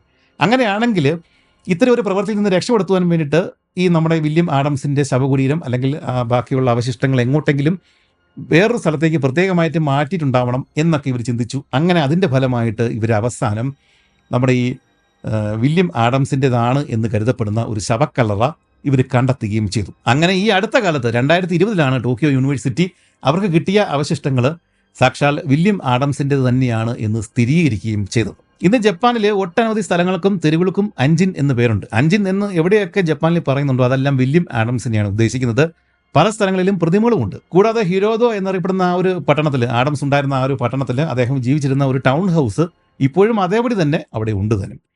അങ്ങനെ ആഡംസിൻ്റെതായിട്ട് ബന്ധപ്പെട്ട പല കാര്യങ്ങളും ജപ്പാനിലെ പുതിയ തലമുറ കണ്ടെത്തുകയും വർഷാവർഷം ആഡംസിൻ്റെ അനുസ്മരണ യോഗങ്ങൾ അവർ നടത്തുകയൊക്കെ ചെയ്യുന്നുണ്ട്. ആഡംസിന് നല്ല സ്ഥാനം തന്നെയാണ് ഇപ്പോഴും ജപ്പാനിൽ ഉള്ളത്. അങ്ങനെ ഈ ഒരു വീഡിയോ സീരീസ് അവസാനിക്കുകയാണ്. In service of the Shogun എന്ന് പറഞ്ഞ പേരിൽ ഉള്ള ഒരു പുസ്തകം, ഫെഡറിക് ക്രെയിൻസ് എഴുതിയ ഒരു പുസ്തകം. ആ പുസ്തകമാണ് നമ്മുടെ ഈ വീഡിയോയുടെ പ്രധാന റെഫറൻസ്. അതുകൂടാതെ നമ്മുടെ ഈ ആഡംസ് ഈ ജപ്പാനിലായിരുന്ന സമയത്തും കപ്പലിലൊക്കെ ഉണ്ടായിരുന്ന സമയത്തും പല കത്തുകൾ, ഡയറി കുറിപ്പുകളൊക്കെ എഴുതിയിട്ടുണ്ട്. അതിൽ ഭൂരിഭാഗം സാധനങ്ങളും കണ്ടെത്തിയിട്ടുണ്ട് ഗവേഷകർ. കാരണം പല കപ്പലുകളിൽ ഇംഗ്ലണ്ടിലേക്ക് കൊടുത്തു വിട്ടതാണ്. അതെല്ലാം പല സ്ഥലങ്ങളിൽ നിന്ന് കളക്ട് ചെയ്തിട്ടുണ്ട്. അതിൽ നിന്നാണ് ആഡംസിൻ്റെ ജീവിതവും കാര്യങ്ങളൊക്കെ നമുക്ക് മനസ്സിലായത്. അത് കൂടാതെ തന്നെ ആഡംസിൻ്റെ സമകാലീനായിട്ട് ജെസ്യൂട്ട് പുരോഹിതന്മാർ അവിടെയുണ്ട്. അവർക്ക് നമ്മൾ ആദ്യം പറഞ്ഞതാണ് സ്ഥിരമായിട്ട് എഴുതുന്ന പണിയുള്ളതാണ്. അവരുള്ളത് കൊണ്ടാണ് പല സ്ഥലങ്ങളിലെയും ചരിത്രം കുറേയൊക്കെ നമുക്ക് ആ സമയത്തൊക്കെ എന്തൊക്കെയാണ് സംഭവിച്ചതെന്ന് മനസ്സിലാക്കിയത്. അവരുടെ രേഖകളും ഒക്കെ ഉണ്ട്. ഇതെല്ലാം സംയുക്തമായിട്ട് പല ബുക്കുകളൊക്കെ ആയിട്ട് പ്രസിദ്ധീകരിച്ചിട്ടുണ്ട്. അതും ആഡംസിൻ്റെ ലോഗ് ബുക്ക് എന്നൊക്കെ പറഞ്ഞ് സെർച്ച് ചെയ്ത് കഴിഞ്ഞാൽ നമുക്ക് ഇതെല്ലാം കിട്ടുകയും ചെയ്യും. അതും ഞാൻ റെഫർ ചെയ്തിട്ടുണ്ട്. Anjin the life and times of samurai William Adams എന്ന് പറഞ്ഞ ഒരു പുസ്തകവും. അങ്ങനെ പ്രധാനമായിട്ട് ഈ 3 ബുക്കുകളാണ് നമ്മുടെ ഈ വീഡിയോയ്ക്ക് വേണ്ടിയിട്ട് റെഫർ ചെയ്തിട്ടുള്ളത്. ഈ വീഡിയോയിൽ നമ്മൾ ഭയങ്കര കോംപ്ലിക്കേറ്റഡ് ആയിട്ടുള്ളൊരു വീഡിയോ ആയിരുന്നു. ഒരുപാട് കാര്യങ്ങൾ ഞാൻ പറയാതെ വിട്ടുപോയിട്ടുണ്ട്. അതെല്ലാം കൂടെ പറഞ്ഞു കഴിഞ്ഞാൽ എനിക്ക് പറയാൻ പറ്റില്ല. കാരണം അത്രയ്ക്ക് തലയ്ക്ക് ഭ്രാന്ത് പിടിക്കുന്ന രീതിയിൽ ഈ സംഭവങ്ങൾ അങ്ങോട്ടും ഇങ്ങോട്ടും എല്ലാം ഇടകലർന്നാണ് കിടക്കുന്നത്. ഒരുപാട് കാര്യങ്ങൾ കഥാപാത്രങ്ങളൊക്കെ ഒഴിവാക്കിയിട്ടാണ് നമ്മൾ ഇതുവരെയെങ്കിലും കൊണ്ടെത്തിച്ചത്. ഇത് തന്നെയും പലർക്കും മനസ്സിലാക്കാൻ ബുദ്ധിമുട്ടാണ് എന്നെനിക്കറിയാം. അങ്ങനെ ഒഴിവാക്കിയ ഭാഗങ്ങൾ നമ്മൾ അതിൽ പ്രധാനമറിയിക്കുന്ന ഒരുപാട് കാര്യങ്ങളുണ്ട്. പ്രത്യേകിച്ച് ഈ വെബ് സീരീസ് കാണുമ്പോൾ നമുക്കുണ്ടാകുന്ന സംശയങ്ങൾ. അതിനകത്ത് ഈ ജാപ്പനീസ് പെണ്ണുങ്ങൾ നടക്കുന്ന രീതി ഒരു പ്രത്യേക രീതിയിലാണ്. പിന്നെ അവരിട്ടിരിക്കുന്ന വസ്ത്രങ്ങൾ, എന്തുകൊണ്ടാണ് ജാപ്പനീസ് പുരുഷന്മാർ ആ രീതിയിൽ തല ഷേവ് ചെയ്ത് വെച്ചിരിക്കുന്നത്, ആഡംസ് കുരിശെന്തുകൊണ്ടാണ് തല്ലിപ്പൊട്ടിക്കുന്നത്, ഇതൊക്കെ നമുക്ക് അതിനകത്ത് ഉണ്ടാവാൻ സാധ്യതയുള്ള കുറേയേറെ സംശയങ്ങളാണ്. അങ്ങനെ ഇതിനകത്ത് വിട്ടുപോയിട്ടുള്ള കുറേയേറെ കാര്യങ്ങൾ നമ്മൾ മറ്റൊരു ചെറിയ വീഡിയോ ആയിട്ട് മിസ്റ്ററീസ് എന്ന് പറഞ്ഞാൽ നമ്മുടെ 2ാമത്തെ ചാനലിൽ ഉടൻ തന്നെ ഇടുന്നുണ്ട്. താല്പര്യമുള്ളവർക്ക്, ജാപ്പനീസ് ചരിത്രത്തിൽ താല്പര്യമുള്ളവർക്ക്, ഈ ഒരു ഷോഗൺ സീരീസിൽ താല്പര്യമുള്ളവർക്ക് അതും കൂടെ കണ്ടു കഴിയുവാണെങ്കിൽ ആ സീരീസ് കുറച്ചുകൂടി നല്ല രീതിയിൽ ആസ്വദിക്കാൻ സാധിക്കുകയും ചെയ്യും. അതുപോലെ തന്നെ ആഡംസിൻ്റെ ഫ്ലീറ്റിലെ മറ്റ് കപ്പലുകളുടെ അവസ്ഥ, ഇതിനകത്തെ ചില ആളുകളുടെ ഭാവി, അവരെങ്ങനെയാണ് മരിച്ചത്, അങ്ങനെയുള്ള കാര്യങ്ങളൊക്കെ അറിയാനായിട്ട് നിങ്ങൾക്ക് ആഗ്രഹം ഉണ്ടാവും. അതെല്ലാം ആ ഒരു വീഡിയോയിൽ ഉൾപ്പെടുത്തിയിട്ടുണ്ടാവും. എന്നാലും ഈ ഒരു വീഡിയോയുടെ കട്ടി ഒരു പക്ഷേ ആ ചരിത്രം വായിക്കുന്നവർക്ക് മനസ്സിലാവും. അതുകൊണ്ടാണ് ഈ വീഡിയോകൾക്കിടയിൽ ഗ്യാപ്പ് ഉണ്ടാകുന്നത്. എനിക്കിതെല്ലാം കൂടെ ഒന്ന് കളക്ട് ചെയ്തിട്ട് ഇതേ രീതിയിൽ അവതരിപ്പിക്കാനായിട്ട് കുറച്ച് സമയം ആവശ്യമായതുകൊണ്ട് മാത്രമാണ് ഇങ്ങനെ ഗ്യാപ്പ് ഉണ്ടാകുന്നത്. ഗ്യാപ്പ് ഇട്ടിട്ട് വീഡിയോ ഇടണം എന്നൊരിക്കലും വിചാരിച്ചിട്ട് ചെയ്യുന്ന ഒരാളല്ല. കൂടുതൽ വീഡിയോസ് ഇട്ട് കഴിഞ്ഞാൽ ചാനൽ പെട്ടെന്ന് വളരും. ഇതെല്ലാം എനിക്കറിയാവുന്ന കാര്യമാണ്. പക്ഷേ ചാനൽ വളരണം എന്നുള്ള ആഗ്രഹം എപ്പോഴും ഉണ്ട്. പക്ഷേ അത് ക്വാളിറ്റി കളഞ്ഞിട്ടാവരുത് എന്ന് നിർബന്ധമുള്ളത് കൊണ്ടാണ് ഇത്തരം ഗ്യാപ്പുകൾ ഉണ്ടാവുന്നത്. അതുകൊണ്ട് എന്നോട് ക്ഷമിക്കുക. ഒത്തിരി പേര് ഇതിനെ പറ്റിയിട്ട് പരാതികൾ പറയുന്നുണ്ട്. ഗ്യാപ്പ് വരുമ്പോൾ പഴയത് മറന്നു പോകുന്നുണ്ട്. അല്ലെങ്കിൽ നിങ്ങൾ ഇതെല്ലാം കൂടെ ഒരുമിച്ചാക്കിയിട്ട് മീൻസ് ഇതെല്ലാം കൂടെ പ്രിപ്പയർ ചെയ്തിട്ട് ഈ വീഡിയോകൾ തുടർച്ചയായിട്ട് വിട് എന്നൊക്കെ പറയുന്നുണ്ട്. പക്ഷേ അവർക്ക് വലിയ വീഡിയോസൊക്കെ ഷൂട്ട് ചെയ്യാനായിട്ട് കാര്യമായ സമയം വേണം. ആരോഗ്യ പ്രശ്നങ്ങളുണ്ടാവും. ഇത്രയും നേരമൊക്കെ ഇരുന്ന് വർത്തമാനം പറയുമ്പോഴത്തേക്കും പലപ്പോഴും എനിക്ക് തൊണ്ടയ്ക്ക് വേദനയൊക്കെ എല്ലാ തവണയും എല്ലാ മാസവും ഉണ്ടാകുന്നുണ്ട്. ചുരുക്കത്തിൽ വായിക്കുവാനായിട്ടും ഈ വീഡിയോ ഉണ്ടാക്കുവാനായിട്ടും പ്രിപ്പയർ ചെയ്യുവാനായിട്ടും ഷൂട്ട് ചെയ്യുവാനായിട്ടും എഡിറ്റ് ചെയ്യുവാനായിട്ടും ഒക്കെ സമയം ആവശ്യമാണ്. മുമ്പ് പലപ്പോഴും ആവർത്തിക്കുന്ന പോലെ ഇതെല്ലാം ഒറ്റയ്ക്ക് തന്നെ ചെയ്യുന്നത് കൊണ്ട് അതിൻ്റെതായ സമയം എനിക്ക് ആവശ്യമുള്ളതുകൊണ്ട് മാത്രമാണ് ഇത്രയും ടൈം ഗ്യാപ്പുകൾ വരുന്നത്. ചിലതിൽ താല്പര്യമുള്ള ആളുകൾക്ക് അത് മനസ്സിലാവും. അവർ ക്ഷമിക്കും എന്നെനിക്കറിയാം. അതുകൊണ്ട് നിർത്തുന്നു. മറ്റൊരു വീഡിയോയുമായിട്ട് എന്നെക്കൊണ്ട് പറ്റുന്ന വേഗതയിൽ ഞാൻ തിരിച്ചെത്തും. നന്ദി, നമസ്കാരം.